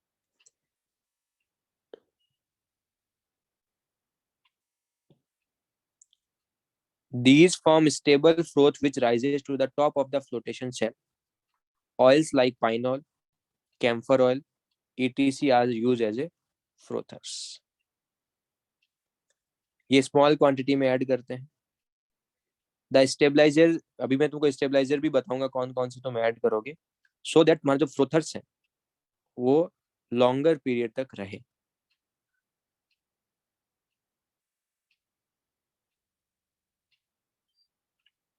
फिर तुम्हारे पास एक कलेक्टर भी है। कलेक्टर के लिए क्या यूज करेंगे, potassium and sodium ethyl xanthate is use as a collector. वो क्या करते हैं, these get attached with part sulphide ores और इसको वाटर रिपेलेंट बनाते हैं, सो दैट ये वाटर के साथ क्या हो, वाटर रिपेलेंट के कारण ये वाटर के साथ तुम्हारे पास वेट नहीं होना चाहिए, सो दैट तुम इसको इजीली सेपरेट आउट कर सको। डायग्राम से देखोगे तो ज्यादा अच्छे से समझ में आएगा। ये डायग्राम भी सबने देखा है क्या? है डायग्राम पहले, एक मिनट, हाँ। क्या ये डायग्राम भी सबसे पहले तुमने देखा है क्या?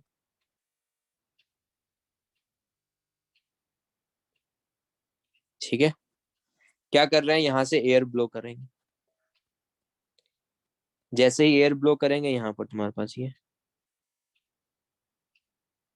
यहाँ पर तुम्हारे पास और के पार्टिकल्स भी हैं, और यहाँ पर तुम्हारे पास गैंग के पार्टिकल्स भी, ब्लू वाले गैंग के पार्टिकल्स। जैसे ही एयर ब्लो करोगे, तुमने फ्रोथर से ऐड करके रखा है, तो फ्रोथ क्रिएट होगा। जैसे ही फ्रोथ क्रिएट होगा और तुम्हारे पास कलेक्टर भी है सोडियम इथाइल जिंथेट, तो उसके कारण क्या होगा, जो भी तुम्हारे पास ये वाले हैं जो और के पार्टिकल्स, ये किससे वेट होंगे, पाइन ऑयल से वेट होंगे, और ये तुम्हारे पास यहाँ चले जाएंगे फ्रोथ के अंदर।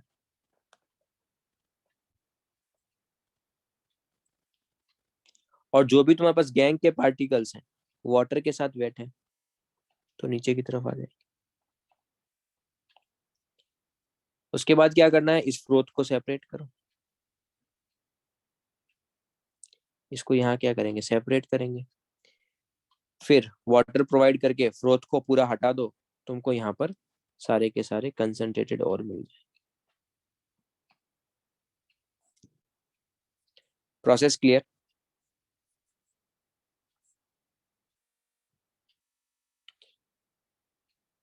फिर से सुन लो यार। शुभ कहाँ रहते हो यार, मतलब फिर से क्या बताऊं। शुभ अपना माइक ऑन करोगे? Yes sir. क्या हुआ बोल। सर आपका वॉइस ब्रेक हो रहा था, मतलब मेरे साइड से इंटरनल डिस्टरबेंस था इसलिए। अच्छा तू एयर ब्लो कर, सबसे पहले अपना माइक ऑन रख। एयर ब्लो करेगा तो क्या होगा, फ्रोथ क्रिएट होंगे। यस। Yes sir. तूने सल्फाइड ओर्स भी डाल के रखे हैं, गैंग के पार्टिकल्स भी डाल के रखे हैं, तो सल्फाइड ओर्स जैसे एयर ब्लो करेगा फ्रोथ क्रिएट होगा। उसके लिए तुमने सोडियम इथाइल जिंथेट डाल के रखा है, जिसके कारण क्या करेगा, वो फ्रोथ को ज्यादा टाइम के लिए स्टेबल करके रखेगा। यस। Yes sir. सल्फाइड का जो और होगा वो किससे तुम्हारे पास वेट होगा, वो फ्रोथ से ऑल वेट होगा। से। यस, पाइन ऑयल से। यस। Yes sir.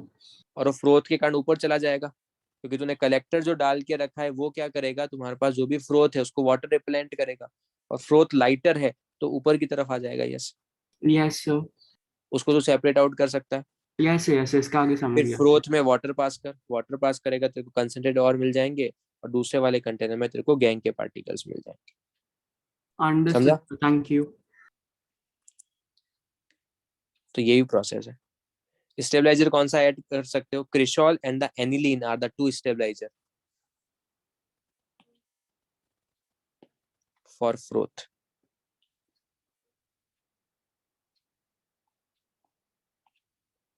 फ्रोथ के लिए तुम ये दोनों ऐड कर सकते हो।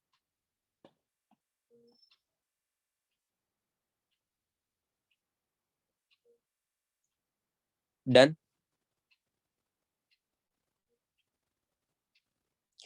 बट अब एक और चीज सुनो, एक होता है activating and the depressing agent.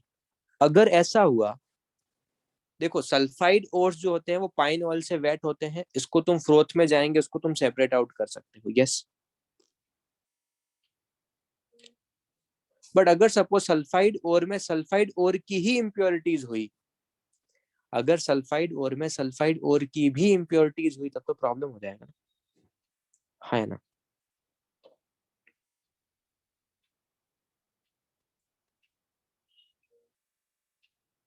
तब कैसे सेपरेट आउट करोगे? तो उसके लिए क्या करना है, उसके लिए अपने को यूज करना है। देखो एक एग्जांपल लेता हूँ, galena. Galena usually contains the mineral namely zinc, blende and the pyrites as a impurities. उसमें सल्फाइड की ही इम्प्योरिटीज हैं।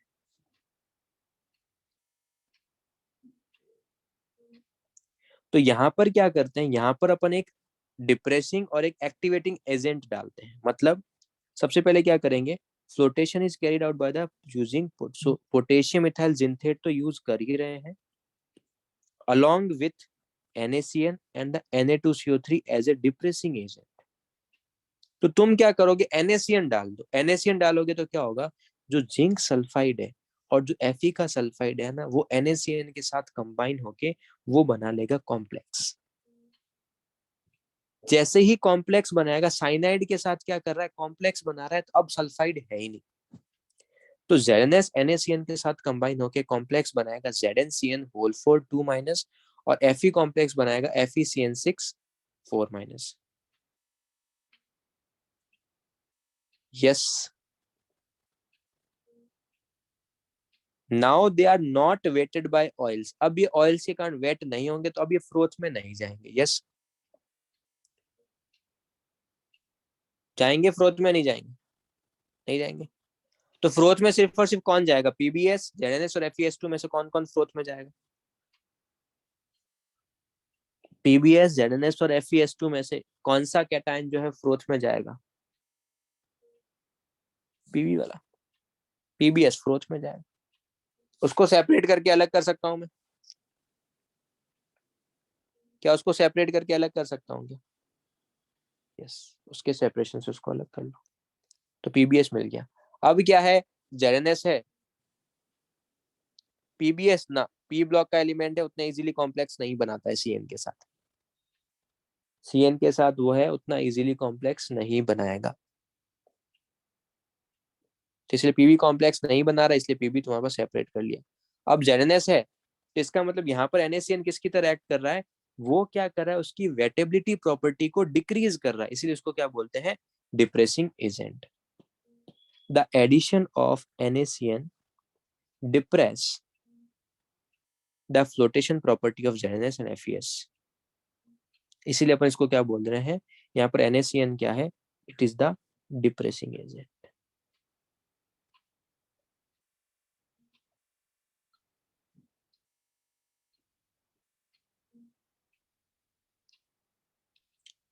उसके बाद पीबीएस को हटा के, after PbS has been collected in the froth, इस प्रोसेस को फिर से रिपीट करेंगे एंड तुम CuSO4 डाल दो। CuSO4 क्या करेगा? CuSO4 जो है, कॉपर जो है जिंक से ज्यादा स्टेबल कॉम्प्लेक्स बनाता है। कॉपर जो है जिंक से ज्यादा स्टेबल कॉम्प्लेक्स बनाता है, तो वो क्या करता है, जिंक की फ्लोटेशन प्रॉपर्टी को फिर से एक्टिवेट कर देता है। कॉपर क्या करेगा, एज ए एक्टिवेटर एक्ट करेगा, तो कॉपर 2+ जो है ZnS ZnCN होल 4 के साथ रिएक्शन करके फिर से तुमको क्या मिल जाएगा, जिंक के आयंस मिल जाएंगे, और कॉपर इसके साथ कॉम्प्लेक्स बना लेगा, और वो जिंक का आयन सल्फाइड के साथ कंबाइन होके जो बाहर सल्फाइड आयंस बचे हैं यहाँ से जो आ रहे हैं Na2S के फॉर्म में, उसके साथ कंबाइन होके ZnS बना लेगा। क्या Fe ना, कॉपर Fe को रिप्लेस नहीं कर पाएगा, कॉपर जिंक को रिप्लेस कर देता है, क्योंकि जिंक और कॉपर में अगर मैं कंपेयर करूंगा तो कॉपर स्टेबल कॉम्प्लेक्स बनाता है, बट Fe के साथ ऐसा नहीं करता है। तो जिंक तुम्हारे पास फिर से जिंक सल्फाइड में कन्वर्ट हो जाएगा, Fe नहीं होगा। अब Fe अभी भी कॉम्प्लेक्स के फॉर्म में है, यस। तो इस बार अब बताओ, पाइन ऑयल से कौन वेट होगा, जिंक या Fe? पाइन ऑयल से कौन सा वेट होगा, जिंक। वो फ्रोथ के फॉर्म में ऊपर जाएगा, उसको सेपरेट कर लो, यस। तो पूरे प्रोसेस को फिर से रिपीट करूं, तो सबसे पहले किसके लिए यूज करते हैं, फ्रोथ फ्लोटेशन यूज करते हैं जो भी सल्फाइड ओर्स होते हैं उसके लिए। क्यों? बिकॉज जो सल्फाइड होते हैं वो तुम्हारे पास वेट होते हैं पाइन ऑयल से, और जो तुम्हारे पास जो भी तुम्हारे पास इम्प्योरिटीज होती है वो तुम्हारे पास वेट होती है वाटर से। तुम फ्रोथर्स ऐड कर रहे हो सो दैट वो इजीली फ्लोट करके अपर सरफेस पे आ जाए, स्मॉल क्वांटिटी में डालना है। और साथ ही साथ कलेक्टर भी यूज करते हो, कलेक्टर क्या करता है, तुम्हारे पास जो भी सल्फाइड और के साथ कलेक्ट होके उसको वाटर रिपेलेंट बनाता है, सो दैट वो उसकी अपर सरफेस पे आ पाए। तुम क्या कर रहे हो यहाँ पर, इस वाले डायग्राम में अगर देखोगे, तुम यहाँ पे कर रहे हो एयर ब्लो करोगे, जैसे एयर ब्लो करोगे तुम्हारे पास फ्रोथ क्रिएट होंगे, फ्रोथ क्रिएट होने के कारण जो भी पाइन ऑयल्स है वो सल्फाइड और से स्टिक है, तो अपर सरफेस पे आ जाएगा फ्रोथ के साथ। जो भी गैंग पार्टिकल्स है वो वही रहेंगे। फ्रोथ ऊपर की साइड है, उसको हटाओ, जैसे ही हटाओगे तुम्हारे पास इस साइड आ जाएगा, दूसरी साइड वाटर पास करो, सारा का सारा फ्रोथ हट जाएगा और तुमको गैंग के पार्टिकल्स मिल जाएंगे। फ्रोथ के स्टेबलाइजेशन के लिए तुम क्रिस्टॉल यूज कर सकते हो, एनिलीन यूज कर सकते हो। कलेक्टर के लिए सोडियम मिथाइल जिंथेट यूज कर सकते हैं। ये यूज होने के बाद अगर सपोज किसी भी सल्फाइड ओर के अंदर सल्फाइड ओर की ही इम्प्योरिटीज है, तो उसके लिए अपने को यूज करना पड़ता है activating and the depressing agent. PBS में इम्प्योरिटीज होती है जिंक सल्फाइड की एंड FeS की। सबसे पहले NaCN डालेंगे, NaCl क्या करेगा, जिंक एंड Fe को उसके कॉम्प्लेक्स में कन्वर्ट कर देगा। अब वो ऑयल से वेट नहीं होंगे, ऑयल से सिर्फ और सिर्फ पीबीएस ही वेट होगा, वो फ्रोथ के फॉर्म में ऊपर जाएगा, उसको सेपरेट कर लो। जैसे ही सेपरेशन किया तो ये वाला काम तो हो गया। उसके बाद क्या करना है, उसके बाद अपने पास सिर्फ और सिर्फ बचा क्या है, एक तो जिंक सल्फाइड बचा है और एक FeS2 बचा है। तो ये अभी तो अपने डिप्रेसिंग एजेंट डाला है, कौन सा, NaCN। अब उसके अंदर क्या कर दो, CuSO4 एक्टिवेटिंग एजेंट डाल दो।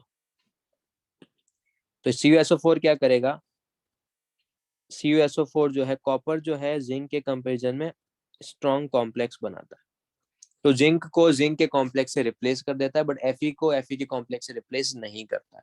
जिंक सॉल्यूशन में आएगा, जिंक सल्फाइड बनेगा, अब वो पाइन ऑयल से क्या हो जाएगा, वेट हो जाएगा, अपर सरफेस पे आएगा, हटा दो, खत्म।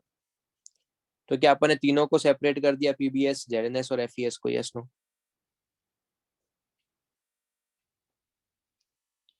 बस यही है, बस यही अपने को करना है, खत्म। यहाँ तक किसी को कुछ डाउट है तो बताओ।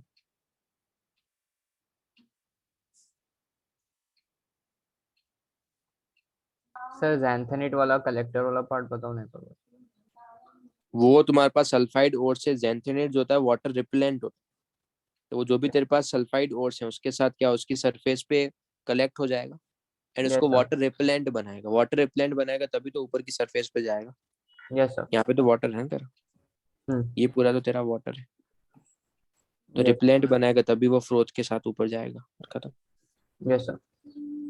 सर सर अगर वो जैंथेनाइट उसको वाटर रिपेलेंट बना रहा है, तो जब वो वापस दूसरे कंटेनर में वापस वाटर डालते तो वो नीचे कैसे जाता है? वो तो तुम पूरा का पूरा फ्रोथ ही हटा रहे हो ना बच्चे, हाँ सर। तुम पूरा का पूरा एक तरीके से वाटर पास कर रहे हो, तो रिपेलेंट का उसका और कोई चांस ही नहीं हो, तो सेटल डाउन हो जाएगा ना, फ्रोथ हटते वो सेटल डाउन हो जाएगा, yes. Yes sir, okay.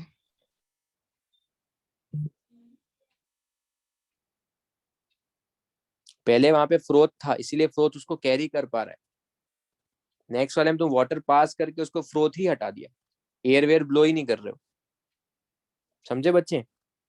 Yes sir, understood. Okay. तो ये एक प्रॉब्लम है, उसका सॉल्यूशन मैं बता ही चुका हूँ। How does NaCN act as a depressant to preventing the ZnS, वो कॉम्प्लेक्स बना लेता है, अब वो फॉर्मेशन नहीं करेगा फ्रोथ का, खत्म। टेक योर टाइम, देख लो इसको अच्छे से, ये वाला थ्योरी एक बार सब लोग गो थ्रू कर लो, इससे तुमको चीजें क्लियर हो जाएगी।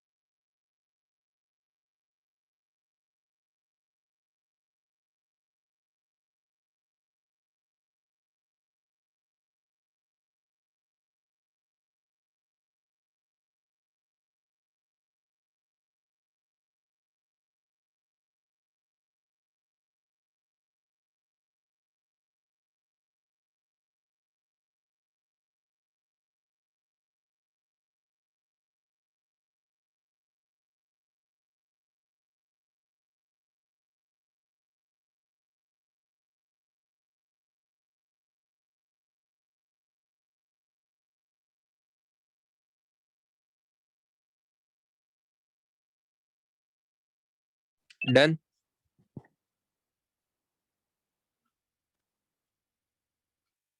चलो, तो ये हो गया। अब लास्ट तुम्हारे पास जो है process, that is the leaching. तो लीचिंग वाला आज अपन करेंगे, उसके बाद जो भी है कैल्सिनेशन रोस्टिंग नेक्स्ट क्लास में। अगर तुम्हारे पास दो है, दो ऐसे सब्सटेंस हैं जिसमें ओर और गैंग के दोनों पार्टिकल वाटर इनसॉल्युबल है, और भी वाटर इनसॉल्युबल है और गैंग भी वाटर इनसॉल्युबल है, तो तुम क्या करो, तुम वहां पर एक ऐड करेंगे लीचिंग एजेंट, तुमने जेड सब्सटेंस ऐड किया, तो लीचिंग एजेंट क्या करता है, it leaches X from the mixture of the X and Y. वो जो इनसॉल्युबल सॉल्ट जो एक्स है, दोनों इनसॉल्युबल है, तो दोनों अगर इनसॉल्युबल है तो जेड क्या करेगा, उसको लीच करेगा, किसको, एक्स को, और एक सॉल्युबल कॉम्प्लेक्स बनाएगा, तो एक्स जेड के साथ कंबाइन होकर एक वाटर सॉल्युबल तुम्हारे पास कंपाउंड फॉर्म करेगा, प्लस वाई बन जाएगा। वाई अभी भी वाटर इनसॉल्युबल है, लीचिंग के बाद एक्स और जेड क्या है, वाटर सॉल्युबल। अपने को इस तरीके से करना है लीचिंग, सो दैट तुम्हारे पास वाटर सॉल्युबल कॉम्प्लेक्स बने। क्या आप तुम इसको सेपरेट आउट कर सकते हो क्या? now they can be separated.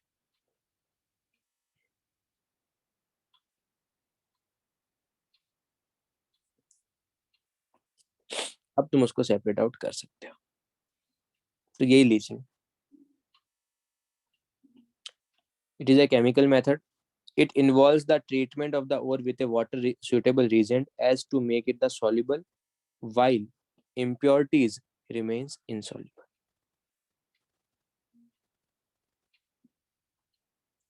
तो दोनों वाटर इनसॉल्युबल थे, तुमने Z डाला लीचिंग एजेंट, वो क्या करेगा, X को लीच करेगा from the mixture of X plus Y, और XZ वाला एक वाटर सॉल्युबल कंपाउंड बनाएगा, और Y तुमको मिलेगा वाटर इनसॉल्युबल के फॉर्म में। Now they can be separated. तो एल्यूमिना फ्रॉम द बॉक्साइट्स, इसमें मेजर इंप्योरिटीज होती है Fe2O3 की, कुछ इंप्योरिटीज तुम्हारे पास SiO2 की भी होती है। तो इसको बोलते हैं रेड बॉक्साइट। कलर ऑफ जो Fe2O3 होता है वो रेड होता है, इसलिए उसको अपन बोलते हैं रेड बॉक्साइट। तो एल्यूमिना का फॉर्मूला क्या था, Al2O3.2H2 Fe2O3 SiO2 and TiO2। ठीक है, Al2O3 एम्फोटेरिक है, Fe2O3 बेसिक है, SiO2 TiO2 ये भी, SiO2 एसिडिक है, और TiO2 भी तुम्हारे पास एसिडिक है, नॉट बेसिक, वो भी क्या है तुम्हारे पास एसिडिक, सॉरी TiO2 तुम्हारे पास क्या है, एक मिनट, हाँ बेसिक, ठीक है, मेटल का ऑक्साइड है, बेसिक है, SiO2 एसिडिक है। तुम क्या करो, NaOH पास करो। NaOH के साथ कौन कौन रिएक्ट करेगा बताओ। जैसे ही NaOH पास करोगे तो NaOH के साथ कौन कौन रिएक्ट करेगा, क्या Al2O3.2H2 रिएक्ट करेगा, यस नो, क्या Fe2O3 रिएक्ट करेगा, नो, क्या SiO2 रिएक्ट करेगा, यस SiO2 भी रिएक्ट, क्या TiO2 रिएक्ट करेगा, नो। मेजर इंप्योरिटीज Fe2O3 की है, जैसे ही NaOH पास करोगे तो अभी सारे के सारे क्या है, इनसॉल्युबल। जैसे ही NaOH पास करोगे तो NaOH क्या करेगा, Al2O3 को लीच करके उसको बाहर निकाल देगा।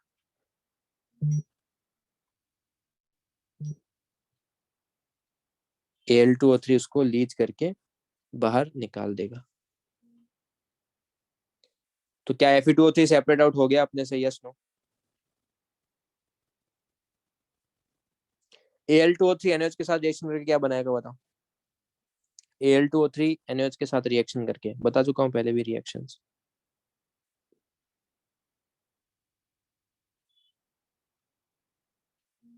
NaLO2,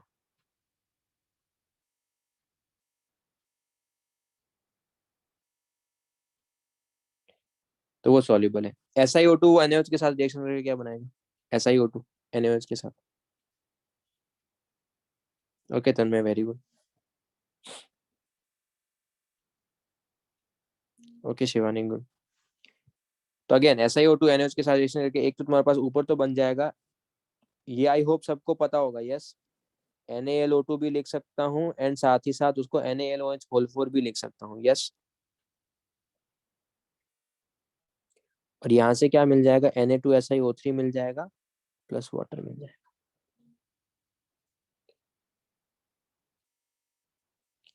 तो यहाँ पर क्या हो रहा है देखो, फाइनली ये step, Al2O3 is leached out as a sodium aluminate and also SiO2 as a sodium silicate, leaving behind the impurities of the iron oxide and the titanium oxide.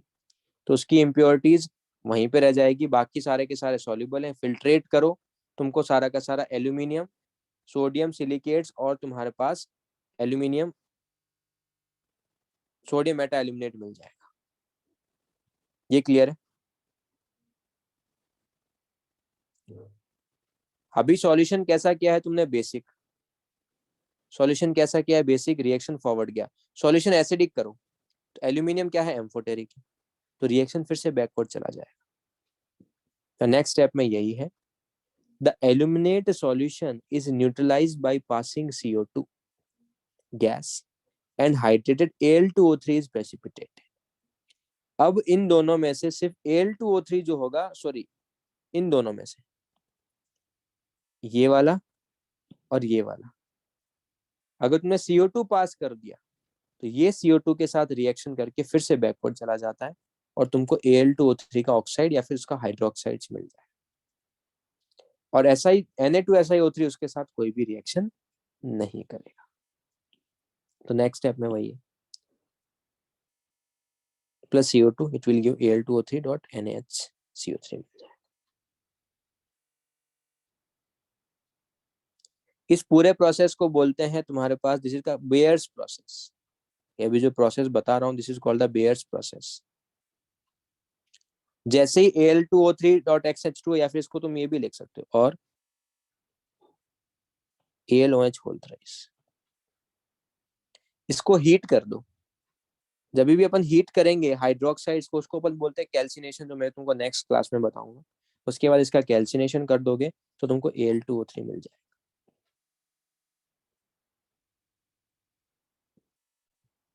फिर से रिपीट कर रहा हूँ पूरा प्रोसेस। तुमने क्या किया, तुम्हारे पास Al2O3.2H2 है, बॉक्साइट है, उसमें Fe2O3 की मेजर इंप्योरिटीज है, कुछ SiO2 है, कुछ TiO2 है। NaH पास करो तो NaH Al2O3.2H2O एंड SiO2 को लीच आउट कर देगा।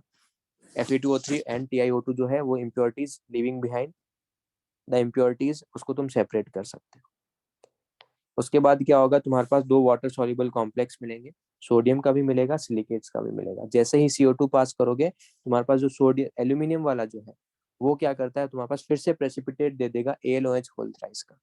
सिलिकेट जो है उसके साथ रिएक्ट नहीं करेंगे because silicates are the water soluble even in acidic medium.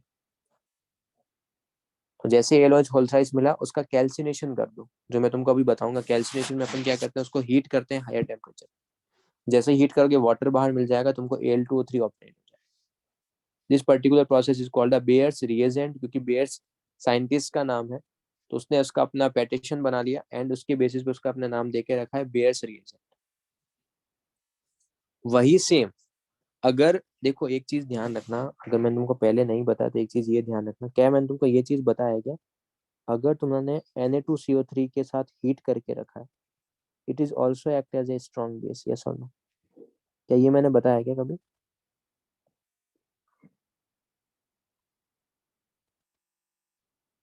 नहीं,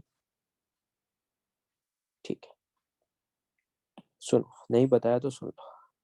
अगर ये मैंने लेके रखा है, क्या कार्बोनेट का हाइड्रोलिसिस होगा? सोडियम का तो होगा नहीं, बट कार्बोनेट का हाइड्रोलिसिस होगा। कार्बोनेट के हाइड्रोलिसिस से क्या बनेगा, एक तो बाई कार्बोनेट मिलेगा प्लस OH माइनस मिलेगा। और ये क्या है, it is the highly basic. Carbonate का सिग्निफिकेंट हाइड्रोलिसिस के कारण सॉल्यूशन में एक्स्ट्रा OH माइनस क्रिएट होते हैं। तो जिस तरीके से NaOH स्ट्रॉन्ग बेस है, वैसे ही सोडियम कार्बोनेट को अगर तुमने हीट करके रखा है ना हल्का सा, तो वो भी स्ट्रॉन्ग बेस की तरह एक्ट करता है। तो एक फर्स्ट वाला था बेयर्स प्रोसेस, एक सेकंड है that is the Hall's process. कुछ भी नहीं कर रहे हो, जहां पे NaOH है ना वहां पर तुम यूज कर रहे हो बस ये, instead of NaOH you are using Na2CO3, that is called the Hall's process. तो बॉक्साइड्स के प्योरिफिकेशन के लिए या फिर उसकी कंसंट्रेशन के लिए we use the leaching. Leaching में there are two process, Bayer's process and the Hall's process. Bayer's process में we are using NaOH and Hall's process में we are using Na2CO3। Same steps हैं और कुछ भी changes नहीं है। Clear?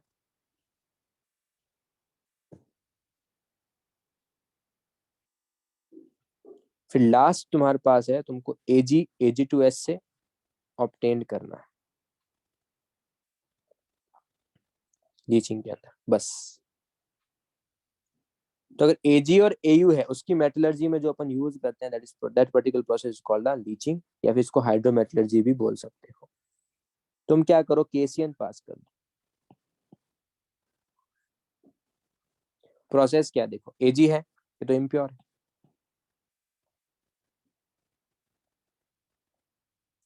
Impure Ag है, तो इसमें से जो Ag में से कुछ Ag का पार्ट रहेगा, जैसे 70% Ag और बाकी इम्प्योरिटीज है।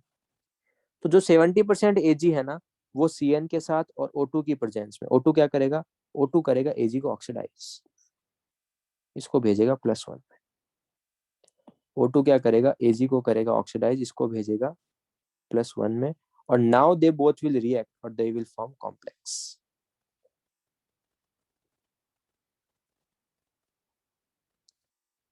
AgCN whole twice minus AgCN whole twice minus. तो ये वाला रिएक्शन हो जाएगा जो कि वाटर सॉल्युबल है। इम्प्योरिटीज कॉम्प्लेक्स फॉर्मेशन नहीं कर रही है। ये अगर वाटर सॉल्युबल है तो क्या तुम इसको सेपरेट आउट कर सकते हो अब? Yes no? तो इसको सेपरेट कर लिया। जैसे ही सेपरेट किया जिंक डाल दो। जिंक क्या करेगा? Ag को रिप्लेस कर देगा। जैसे ही रिप्लेस करके जिंक क्या करेगा? Ag को रिप्लेस करेगा, खुद का कॉम्प्लेक्स बना लेगा। Ag तुमको सॉलिड फॉर्म में ऑब्टेन हो जाएगा। तो पहले इम्प्योर था, उसका CN के साथ रिएक्शन करवाया तो सॉल्युबल कॉम्प्लेक्स बनाया। इम्प्योरिटीज और सॉल्युबल कॉम्प्लेक्स को रिमूव किया, फिर जिंक पास किया। जैसे ही जिंक पास करोगे, जिंक ज्यादा स्टेबल कॉम्प्लेक्स बनाता है CN के साथ, तो उसने CN के साथ कॉम्प्लेक्स बनाया एंड Ag को फिर से तुम्हारे पास Ag सॉलिड फॉर्म में तुमको ऑब्टेन हो जाएगा। Clear? Same process for the AU के लिए भी सेम प्रोसेस यूज करोगे। AU के लिए भी we are using the same process. तो ये यहाँ पे लिख के रखा है सेम। या तो यहाँ पर बनेगा AgCN होल ट्वाइस माइनस, या फिर AuCN होल ट्वाइस।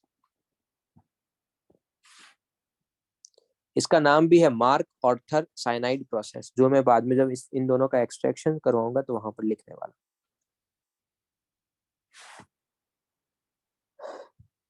वही सेम अगर Ag2S है उसमें भी वही सेम चीज करना है, बट Ag2S में Ag का ऑक्सीडेशन नंबर क्या है?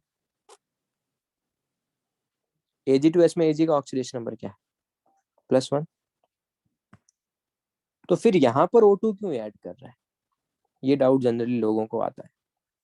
सर ऊपर वाले में क्यों ऐड किया था? सो दैट Ag+1 में जाके कॉम्प्लेक्स बना ले, बट यहाँ पर O2 का क्या रोल है? यहाँ पर O2 का ये रोल है, कॉम्प्लेक्स वही बनेगा, बट कॉम्प्लेक्स बनने के बाद यहाँ पे सल्फाइड है तो यहाँ पर बनेगा Na2S। तो O2 क्या करता है? Na2S के साथ रिएक्शन करके इसको -2 से भेज देता है +6 में। ऐसा क्यों कर रहे हैं? अगर तुमने ऐसा नहीं किया तो जो ये Na2S है ना, ये फिर से Ag के साथ रिएक्शन करके फिर से Ag2S दे देता है। ये वाली रिएक्शन जो होती है वो एक्चुअल में इक्विलिब्रियम पे रहता है।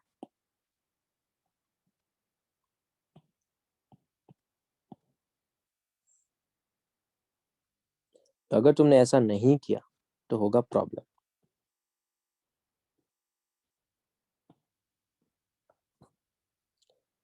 It will oxidize Na2S to Na2SO4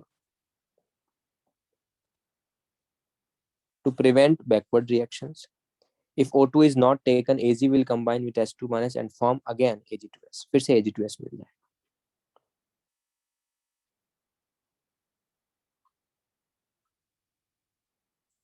इसके बाद जैसे ही कॉम्प्लेक्स मिला उसके बाद क्या करना? उसके बाद वही सेम प्रोसेस। उसके बाद वही सेम प्रोसेस क्या करेंगे? जिंक ऐड कर दो। यस, जैसे जिंक ऐड करोगे जिंक का कॉम्प्लेक्स मिल जाएगा, बस Ag ऑब्टेन हो जाएगा।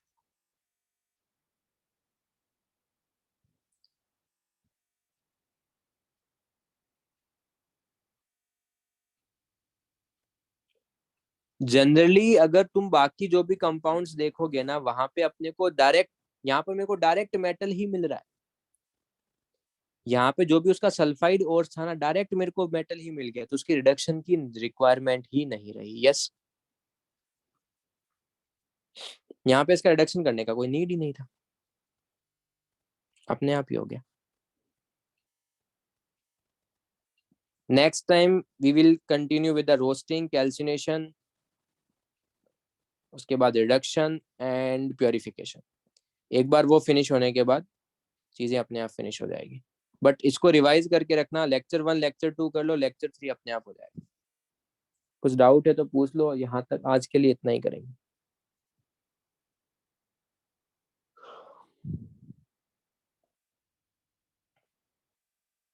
कॉम्प्लेक्स, मोस्टली सारे कॉम्प्लेक्स जो होते हैं maximum 95 to 96% complex are the water solid.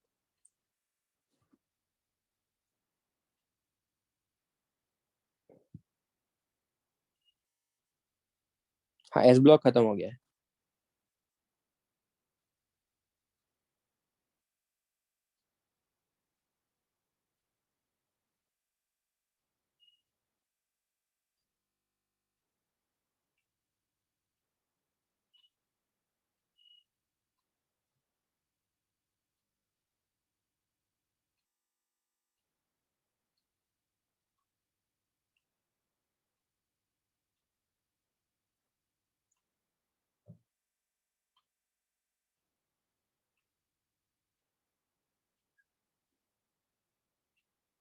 Okay then, चलो बाय।